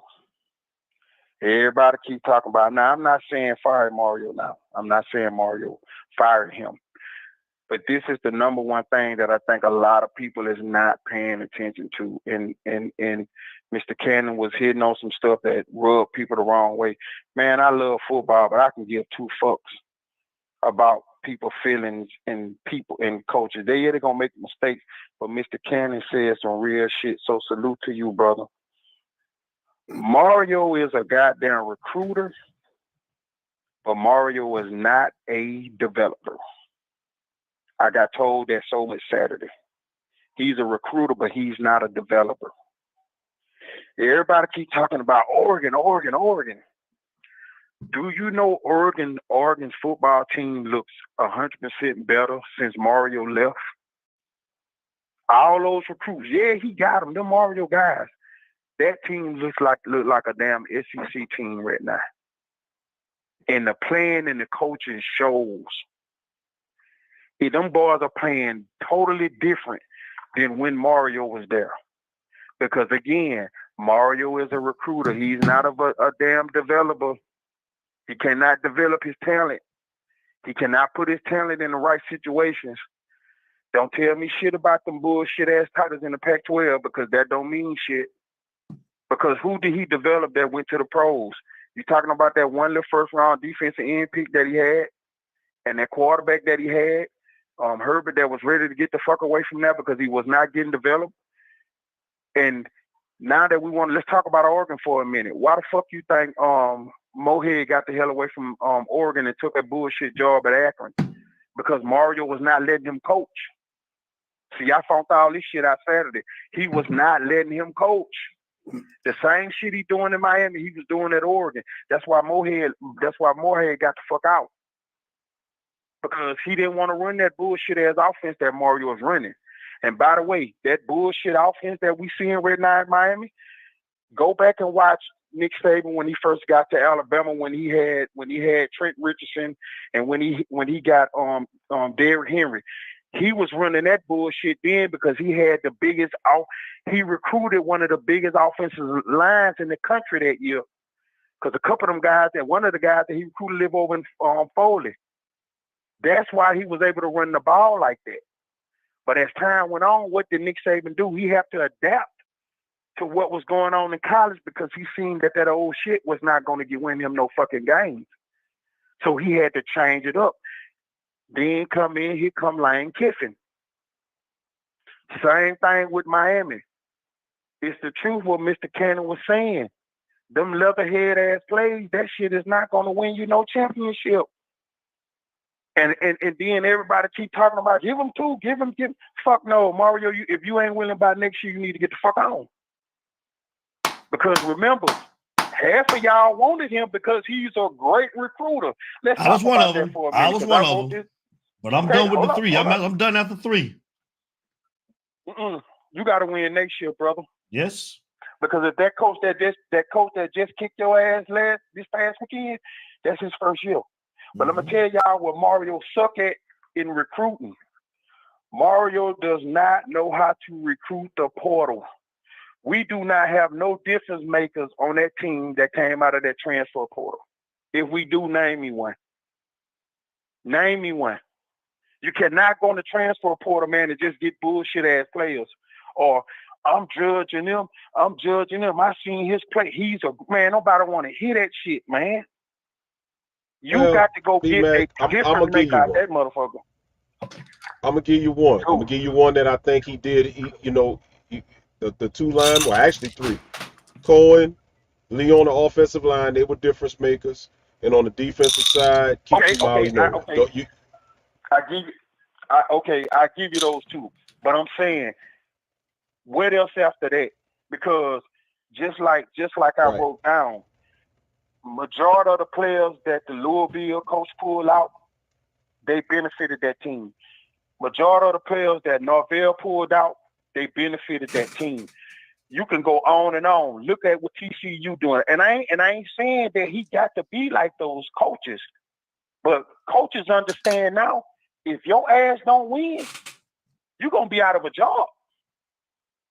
You're gonna be out of a job. You got to win now. It ain't you can't just sit around here and keep talking about it's the process. Man, with all due respect, Mario, fuck your process because it don't work. Your process don't work, bro. Your process is costing us games because you don't know the goddamn process. You don't know how to take a knee. You don't know when to stop calling fucked up timeouts. You don't know when to you don't know when to stop running the fucking ball. I know when you're gonna run the ball. God, we said that on we watching the game. When both of your tight ends go to one side, he's finna run the ball. Yep. And then why the hell we the only team in college football that runs up the gut? I'm looking at I watch Tennessee and Georgia. They pulling tackles, guards, and everything, doing sweeps and shit with the running back. Why we ain't got them concepts? And can we please stop running them fucked up tunnel screens? I'm tired of them damn things. It's you talk, baby. No more. Do not run them tunnel screens no goddamn more. Please stop. Please stop, man. Don't run them plays. Don't run that shit no more. Because you want to know why?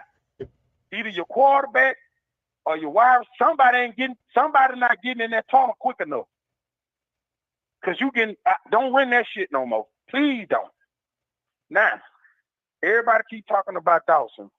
And I'm gonna ask everybody on the chat to do this tonight. Go do your history. Go do your check. So go back and do your check and your history on Dawson. See, here's another thing that nobody don't think about. Man, do you know everywhere this man has been, the offense has declined? He got fired at Kentucky mid-season because the offense fell back. When he got there, Kentucky's offense was 32. Mid-season, the offense had already fell down in the 60s. When he was at Southern Miss, a group of 5 team, when he got to Southern Miss, the offense was in the top 20s. When they got rid of his ass, they was ranked number 78. When before he even got to Miami, do you know Hogerson had took the offensive play call away from him because the offense started declining. So help me understand why the fuck you go get this guy? I'm trying to understand why did you go get this guy? That's a good point, Larry. There you go. There you go. Because now, and then here's another reason, Larry Frank, why you got him. The offense looked like this looked like shit this year. Everybody knows that you're the one that's calling and running the offense and doing what you're doing. So if you have to fire him, that's your reason for firing him, because the offense looked bad and the offense was this. Well, hey, you just pulled this same thing last year with Gaddis. Everybody tried to tell you when you got Gaddis, he ain't the number one play caller in Michigan, but you want to go got his ass anyway. Now, here's another thing. I know everybody keep talking about the draft and everybody keep talking about the ones that leaving. Man, let me tell you what was told to me Saturday. Miami's got to get better in the back end. Miami do not have any safeties and they do not have no cornerbacks. There's not a safety or cornerback on this team that will get drafted before the third round. I wrote this down. Let me tell y'all guys something, and this what was told to me Saturday. That bullshit that y'all be listening to, that what's his name? The NFL guy, the draft guy. Damn, what's his name? Just Mel on Kiper. Or Todd Mel Kiper. Y'all better stop. I was told don't listen to the shit. Mel Kiper was brought into the NFL to sell tickets for people like me and you to watch that draft. Mel Kiper don't know shit. That what was told to me Saturday. Mel Kiper was brought in to boost numbers in the draft. That's how they get the ratings that they get for these draft shows. If Mel Kiper, if every NFL team listen to Mel Kiper, the NFL will be fucked up right now. That's what was told to me. I know y'all don't want to hear it. Tam, you ain't going first round. James, you're not going first round.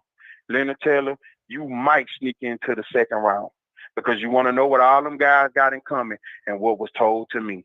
They are not consistent, and you can tell they do not put the proper amount of work in. I wrote all this shit down, and guess what? The person that told me that was dead on, because you want to know why? Pam, you get sucked in and you get beat too many times deep.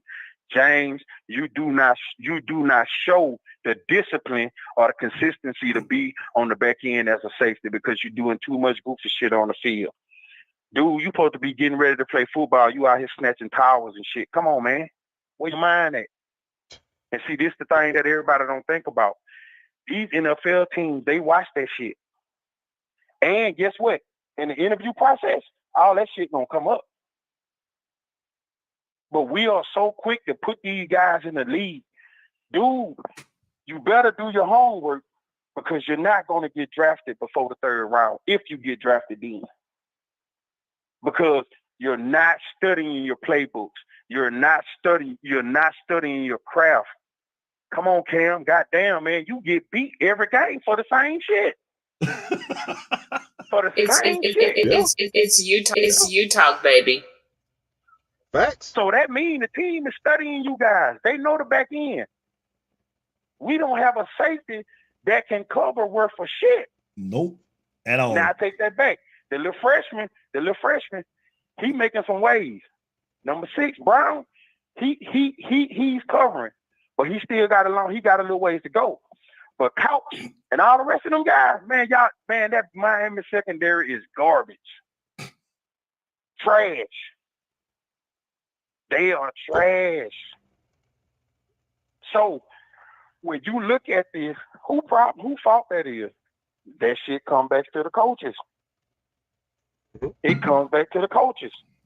But it's always going to go back up to the head. And just like Mr. Cannon said, and again, brother, I salute you. Man, a lot of you motherfuckers are scared to call this man out. Yep. They paying this motherfucker all his money. And just like you said, a lot of people don't go to the game. Mr. Cannon, I try to make it to at least 2 games a year, my boy. And guess what? I ain't go to now one this year because I was not finna get no motherfucker my money. Preach. It's you talk, baby. Not for that shit. So I agree with Mr. Cannon. When you paying all your money, you taking time off work, and you going to these games, and this shit you putting on the field, man, you done lost your goddamn mind.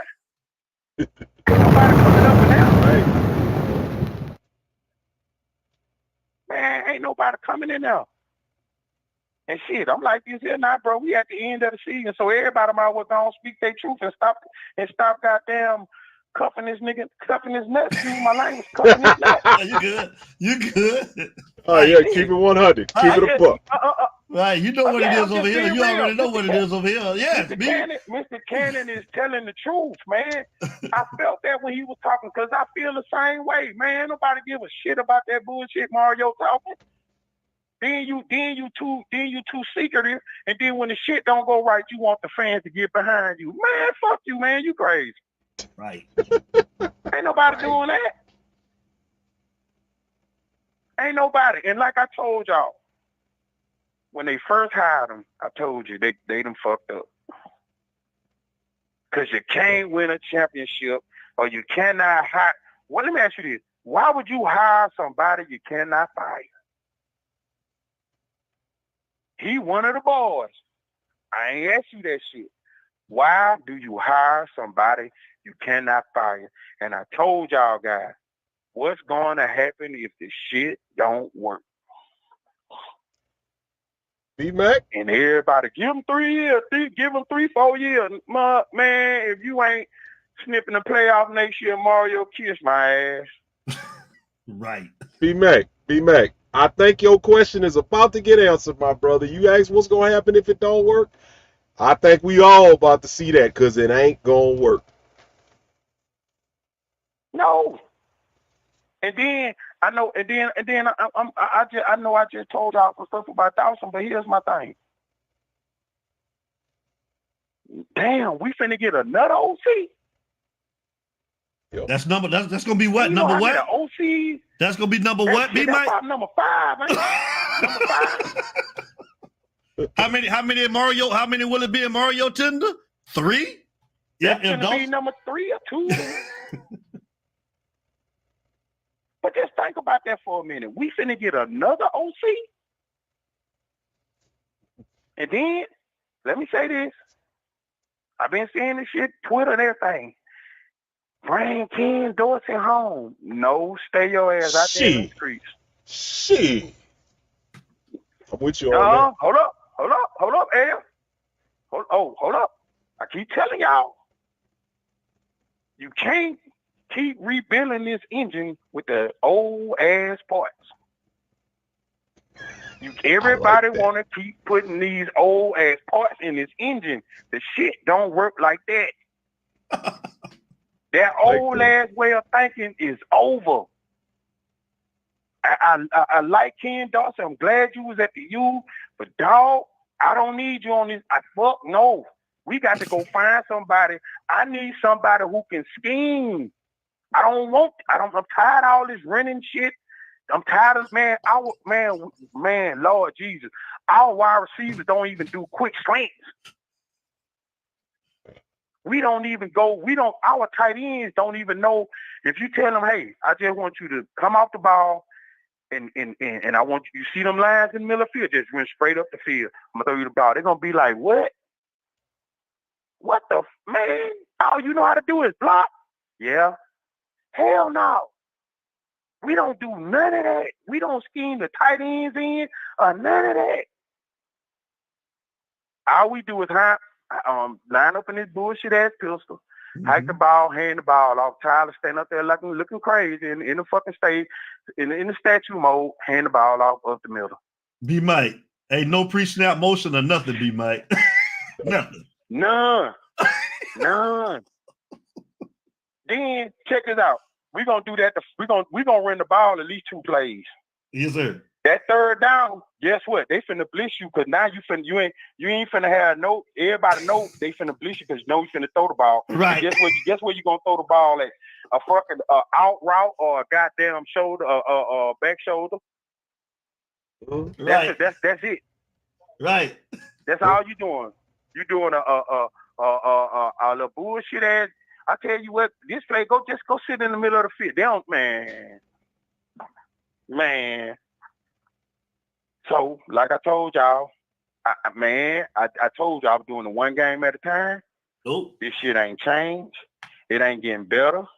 For all y'all delusional ass Mario likers, if Mario don't get his shit together by next year, get rid of his ass. Yep. Damn. Get rid of him. Because I told y'all when they hired him, they hired Mario because everybody was hollering about recruiting. Oh, we got to get back in the school. We got to do this. We got to do this. Okay. So he ain't got a coach, Cheeto? He ain't got a coach. Shit, he ain't got the coach. Howard Stern, stop. Howard Stern is bringing it. I told y'all. Every week. Well, Mario, what's going on with this? I called a timeout. I feel like a good time. No, it wasn't, Mario. Man, did y'all hear the broadcaster when he called that timeout? No, what he No, said? I didn't. What he said? Go back, go on YouTube and go back. Y'all, it's gonna blow you. He said, "Oh my God," he called a timeout. He said, "What is he doing?" Dude, that's why I say, man, you on the clock, Mario. And you know what's sad, But I know P-Man? Miami ain't gonna fire your ass. You know what's sad about that? What's that? Your commentators and everybody on TV that call these games, they're taught to be transparent with calling the game. When you hear a commentator get emotional like that, you know you either done did something great or you done really messed up. Because they ain't supposed to get emotional when they on the mic like that. I know. That dude said, "Oh wow, he called a timeout." I said, "Damn, what the hell he called a timeout for?" And when they asked him that in the little presser, I called a timeout for you.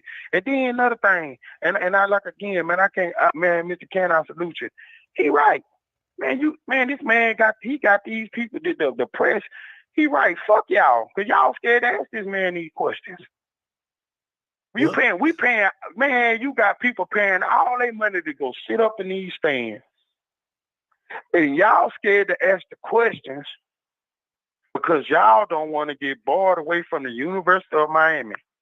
Because what some shit Mario's, man, I heard, and man, I ain't gonna call out no name, but I heard that shit last night on 2 shows. Man, I ain't gonna say nothing, man, fuck Mario. Yeah, I know. What I know gonna one do? of them that you're talking about. Yeah, you already know. You know what I'm talking about. I know you know one of them because I know you be on. I see. I know you know which one I'm telling you about. What the fuck Mario gonna do? Fuck Mario. It's you knew what you was talk, walking baby. into when you came down here. And everybody, oh man, I'm 10 toes down with Mario. Okay. It's gonna be another 20. Now listen to this now, and I'm gonna get off. We finna start a 12. How many teams are going to after this year? Ain't it 12 or 6, right? Playoffs, right? 12-team playoff. Okay, starting next year, right? I believe so. Yeah. And that's next year they start. I think it's next year. Let me point something out to you guys. Let me point something out to you. Do you know next year, going into next year, I think I can't remember. I can't call them right off, but I'm just thinking right now in my head. Going into next year, there will be no returning starters in the ACC when it comes to quarterbacks. None of the quarterbacks will be coming back next year. I could be right, could be wrong, but I kind of think I'm right about that. So you think about the ACC next year and the teams that we are adding next year. So now all you got to do is finish in the top 12 to be able to get in the playoffs. Let me ask you guys this. With the way our quarterback situation is and the way, depending on what they do in the upcoming signing day and in the portal, do you guys think we'll finish in the top 12 with what we got? Okay, let's not even say we're not going to talk about the portal and the signing day. With the team we got right now, if most of them come back, do you guys think we got enough talent on that team to finish in the top 12? Talent-wise, yeah. Talent-wise, you got enough right now, I think, because for one, winning the ACC would all but give you an automatic bid into that top 12. Well, so much as to say, not even winning the ACC. They just say you finish in the top 2. Because I'm pretty sure that's how they may break it down. Probably the 2 top teams in the conference probably gonna end up going to the playoff. That's if you got both of y'all in the top. Yeah. So because I'll pose something back at you say, real quick. If you look real quick, and I'm gonna give it back to you, because if you look at the current rankings right now, and you look at, I want to say Missouri right now, if this were next year, you got your usual suspects: Ohio State, Alabama, Georgia, all of them. But you got some of these other teams that's on, making names right now. Missouri, I'm using them for example. If Missouri, who is at number 9 right now, if this were next year, they would probably get in. If those rankings, if the top 12 are the rankings of the top 12 that gets in. So I would think Miami has more talent than Missouri, but the key is Missouri is better coach. Eli Drakewitz is doing his thing over there. But go ahead. Man, I watched them guys play Saturday night against Florida. Yep, me too. But your boy, and then guess who their DC is over there? Blake Baker. Guess who their DC is over there? There you go. And them boys playing over there.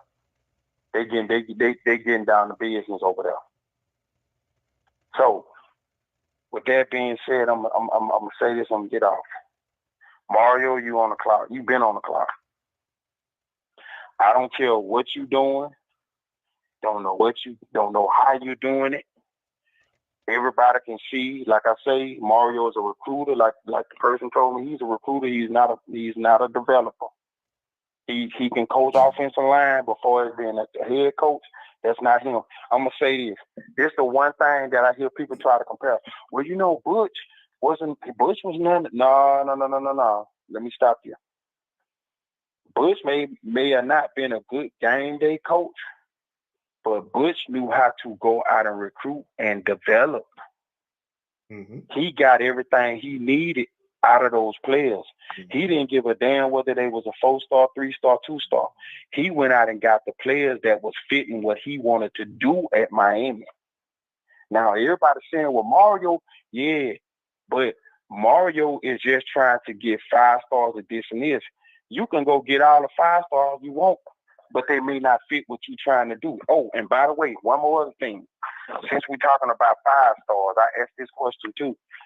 Do you guys know how many 5 stars actually make it to the NFL on a regular basis every year?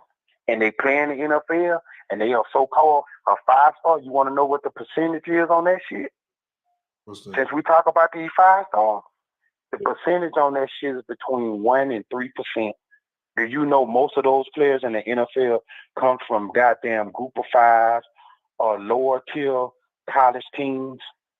Of course, you're gonna get your SEC. They're gonna get most of them. But most of your teams, look at some of these rosters now. These motherfuckers coming from college that half of the people don't even never heard of. So that 5-star shit, you can miss me with that. You can miss me with that because guess what? That player may not even pan out because the competition that most of them are playing in high school right now ain't hitting no shit. And L, check this out. When y'all get a chance, because I know you be on the high school, man, go look at what Saraland has did the last 2 weeks in the playoff. Everybody they done played so far in the playoff, they done hung 51 points on their ass or more. 51 points or more. And they got about, 14, 15 D1 players on that team. They destroying everybody they get in front of them. It's funny you bring that up because I was looking at the guy that the 3-star defensive defensive end or defensive tackle that came out of Spanish Fort, and everybody was all hyped off of how many they sacks. beat the dog shit out of them, boy. Yeah, but that's what I'm getting at. That's what I was trying to tell him. D-Mac was like, I'm not even in Alabama, but I went and did my homework and checked it, and I looked at the schedule, and it's like out of the 10 games he played, 7 of them were against teams with losing records, and they got destroyed. I saw what Saraland beat the hell out of them. So it's like, y'all getting hyped. Hey, You talking? Yeah. Go ahead. You go ahead. You talking? No. I was just saying, everybody was hype off of, talking about what he can do, and he had like 7 sacks in the game, and it's like, you go have 7 sacks in the game when you playing bad teams if you got a little bit of ability. But when you get, and that to your point, when you get to college, if you aren't being developed, all that domination you had against the little pee-wee schools and the pee-wee competition don't mean nothing if you can't be developed and if you ain't got a coach to develop you. Hey, check this out. This is my last. I'm gonna let y'all go. Your boy Pruitt out of Theodore, right? Yeah. You know the recruit that just signed with Miami, the linebacker? Yeah. They played in Saraland. That was supposed to be in a big. They matter of fact, that game was on the TV. They played against Saraland. You know what the score was? What's it? 63-10, brother. That's a damn shame. 63-10. And dude, they made your boy look bad. They play this week. If you get a chance, check them boy. That team is loaded with D1 prospects. They loaded from the wide receiver to the quarterback to the running back to the defense to the damn offensive line. They loaded. And they ain't just been beating people. They are punishing your ass on the field. That goes Saraland. They mean business. They killing folks. So, like I say, Mario, your ass on the clock. I ain't want your ass anyway. Mr. Cannon, I'm with you, brother. I didn't want your ass. I didn't want Mario ass anyway. I told y'all what happened if it don't work. But with that being said, you guys have a blessed and wonderful Thanksgiving. Hope to get a chance to talk to you guys again. But be safe, be blessed. Until I talk to you guys again, God bless you, man. And I see y'all boys when I see you, man. Take it easy. All right, love you, B-Mike, man. You have a happy Thanksgiving. Be safe. All right, man. Love you too. All righty, brother. Be safe too, man. Same all to right, you. well. All right. All righty. Bye-bye. That's our brother. It's you talk, baby. That's our brother. Hey, y'all. I think Cannon said the best, but I gotta land it, y'all. I gotta land it, man. 2 hours, y'all. I gotta land it. So we want to say thank you to everybody that has joined the show tonight. Oh my God, man. And Frankie Dog, do you want to get some departing words before we get out of here? Yeah, hold man. on real quick. Hold on real quick. Hold on. Chris Kane. All right. I ain't trying to rush you, brother, but I'm gonna give you your time because I hung up on you by mistake, man. So let me get Chris Kane in here real quick. Chris Kane, what it do? What's going on, brother? How you doing tonight? Chris Kane, our brother, it is in the building. Chris, what up?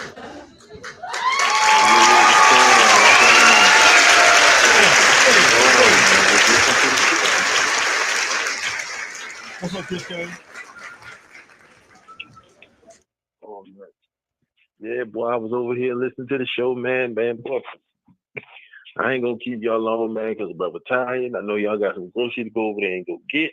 Yes, sir. But I'm gonna tell you right now, listen, I don't want nobody to misconstrue anything about what's going on. We don't want the man fired. We want him to get it right.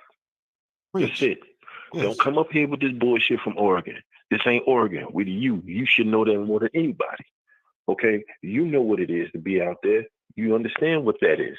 So you need to act like it. We're not Oregon. Oregon ain't one shit.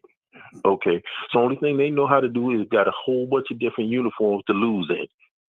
Okay? That's all they know how to do. That's it. They didn't won anything. The only thing that they've won is what you brought to them. Okay? Miami been with them before your ass got recruited, so understand the difference. Okay? I'm going to need for you to recognize that. Okay? You the head coach at the U, and you have to act like it. Get somebody in there to be a game manager, since you don't know what the hell you're doing. Get somebody in there that know how to call timeouts. Okay? Get people in there that know how to take leads when they're supposed to take leads, since your ass don't know what the fuck you're doing. Okay? Stop doing the dumb shit where you know it's stupid, and then you want to sit here and look dumb and you're looking all in the camera's face like you don't know what the fuck is going on. but you're the one that made the call. Stop doing that. I'm tired of hearing you in press conferences getting all sad and being all defeated like you done lost your best friend, but you the motherfucker that stabbed him in the back in the first place. Okay? It's you talk, Stop baby. the bullshit. Okay? Okay? I can smell bullshit on you. And it's worth $8 million worth a year with $16 million that we've given you. What have you done with it? Okay, so far, think about that. What have we get? Only thing that you did was get rid of Gaddis and hired a yes man, and gotten a very decent offensive line. I will say that. But other than that, what have you done? I don't want to hear nothing about no Pac-12 championships. Fuck them Pac-12s. Them Pac-12s can kick a Pac-12's ass. They can kiss my ass.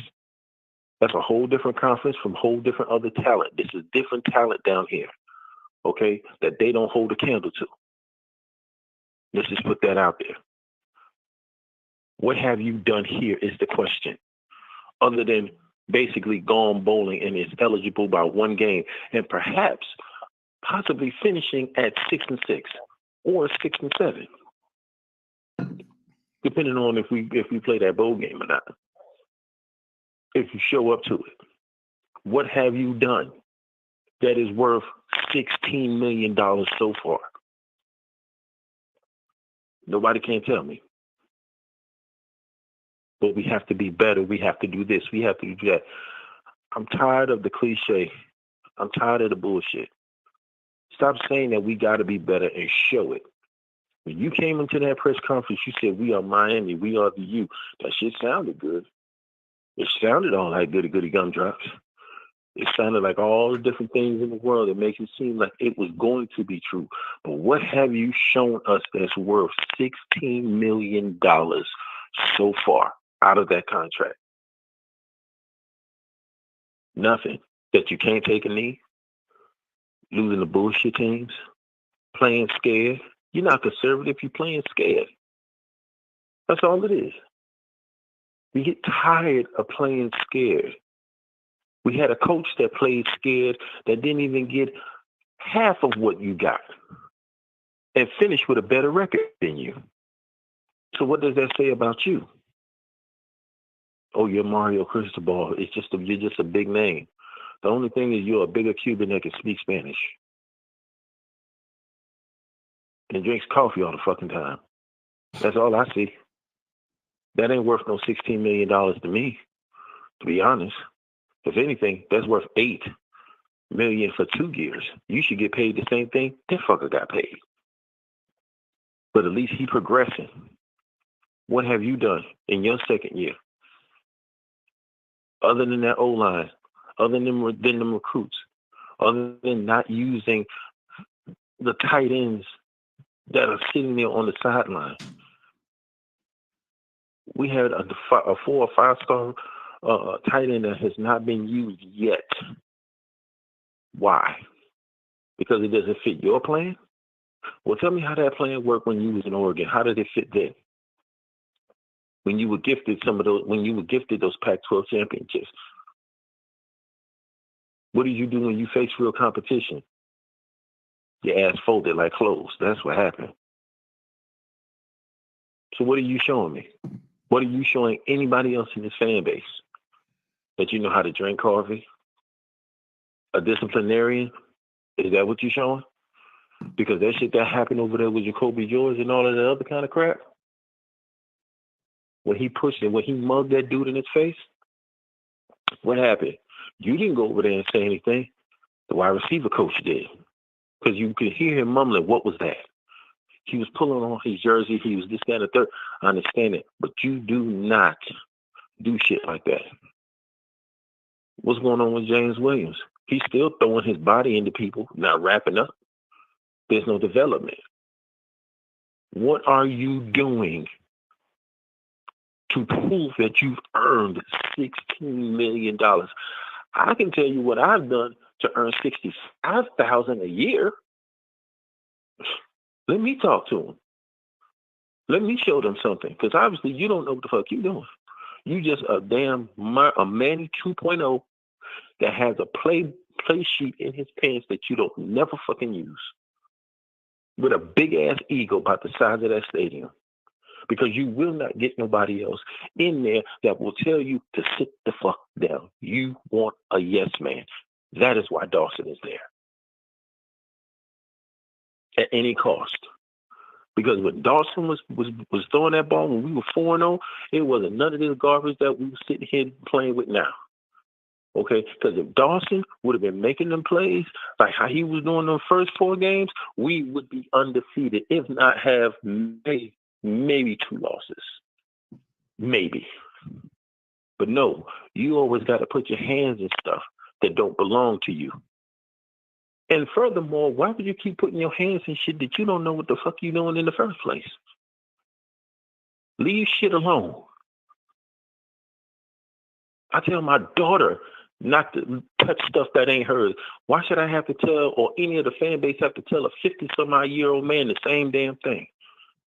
Because he want to be hard-headed and stuck in his old ass ways. That's something you tell children, not a person that make $8 million a year. But again, I don't want you fired yet. I do want you to come correct and get it right. But firing those C's and doing all of this stuff ain't gonna get us nowhere. We're gonna be back in the same position where we've always been, steadily rebuilding. When you gonna build the building? We done invested all of this money. When you gonna build it? That's what I'm saying. But we'll see. Because one thing about it, and I'm going to tell y'all both something neat too, because I'm going to get ready to go here in a minute. Be emotionally detached from this team. That's what I did. I didn't give a damn whether we won or lost. Because why get emotionally attached to something that you know what the outcome is going to be? Why? These kids play with heart. That's the one thing that I can't say. These kids play with heart and they don't give up. They did not give up on Saturday. Bonehead play calling, stupid ass timeouts. Emotions got in the way of Saturday. That's what I can say. But Mario, I'm gonna tell you something. We are not your biggest enemy. You are your biggest enemy. It is Mario versus your ego. And until you learn how to separate the two, this team will not go anywhere, because you are stuck in your own man ways. And we will not get nowhere. You do not know how to evolve and adapt. Running the ball all damn game is not going to work. It's not going to work. You're going to run into a team that's going to learn how to stop that. You got to learn how to make adjustments in game. Right then and there. You see he don't mess with Guidry. You see that, right? You see how he don't mess with Guidry? He stayed the hell away from there because Guidry will cuss his ass out. That's a fact. Dawson, he sits right there. When Dawson got ready to call a play, he'll come right in there and he'll say something. Then you see Guidry's face. Look at Dawson's face.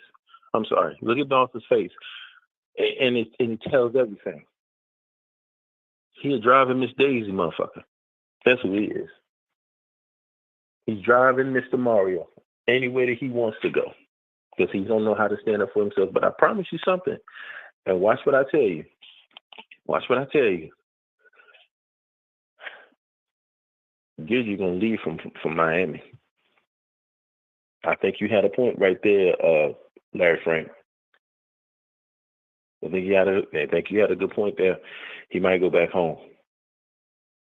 Just saying. But anyway, I just waiting on year 3. I don't even know what's going to happen this week with Boston College. I don't know if it's a red bandana, a green bandana, a white bandana. I don't know. But it is what it is. At least we're one game better than what we were last year. I guess we got to deal with a moral victory, right? But anyway, I'm going to holler at y'all. All right, bro. I'm sick and tired of this shit. Y'all have a good night. All right, love you, bro. Happy Thanksgiving to you. Much love. Happy Thanksgiving. Hey, happy Thanksgiving to you all, to your families and everything. And Larry Frank, much respect to you and your family and your wife. Hope everybody does good, y'all. Go Kings. Thank you, bro. Canes, bro. It's you talk, baby. Larry Frank. And to the first time callers, y'all already know what time it is. If you just joining this your first time, you know it's past D's meal time. Well past D's meal time.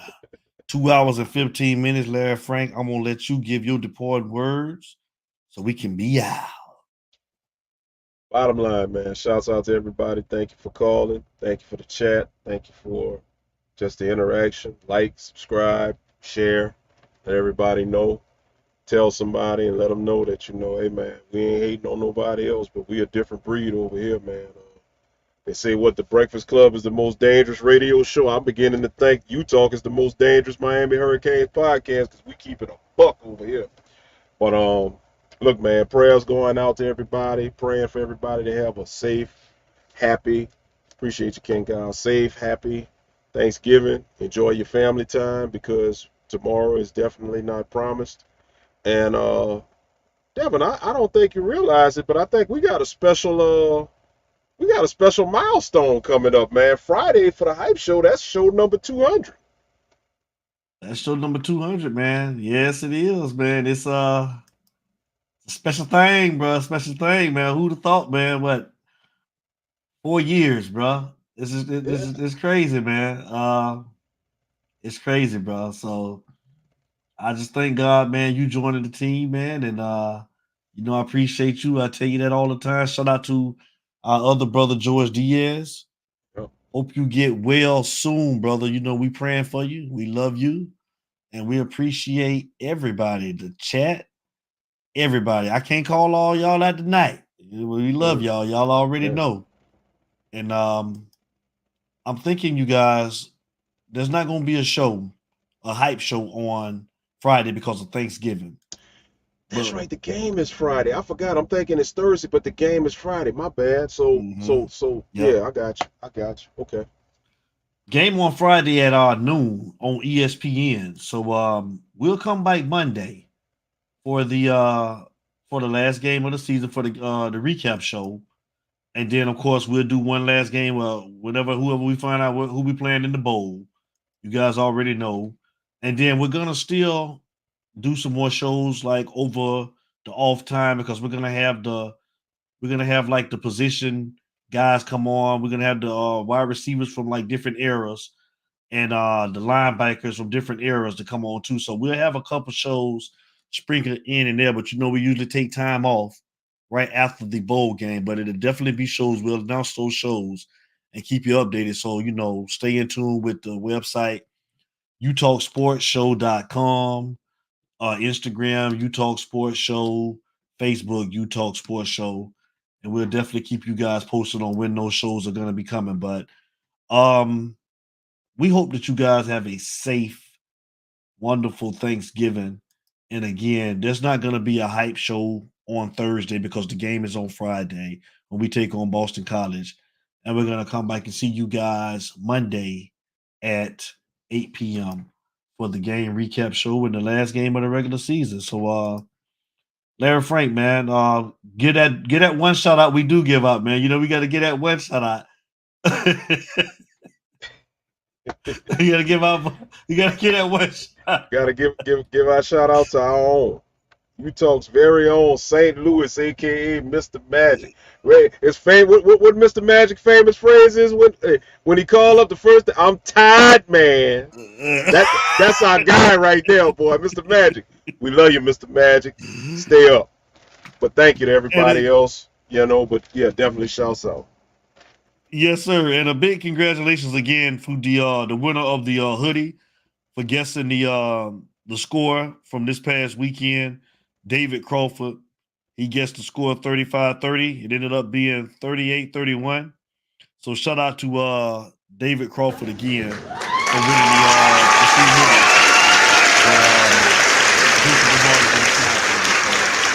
Again, everybody have a safe, happy, wonderful Thanksgiving. And we'll see you back on Monday night if the Lord's will. So y'all know how we start every show. And y'all know how we end every show. It ain't no us without you, baby. And we out. Hey man, Cuban Kane ain't no hater, man. Shout out to the Miami Dolphins, man. Y'all did y'all thing, man. I'm rebuilding, man. But I ain't a hater like you, Cuban Kane. I give props, man. We love you guys. Y'all have a great Thanksgiving, and we'll see you back here on Monday if it's the Lord's will. Shout out to my boy Larry Frank Jr., George Diaz. What it do, man? Love you, man. Get well, man. It's you talk. Y'all already know. I mean, It's you talk, baby. I mean.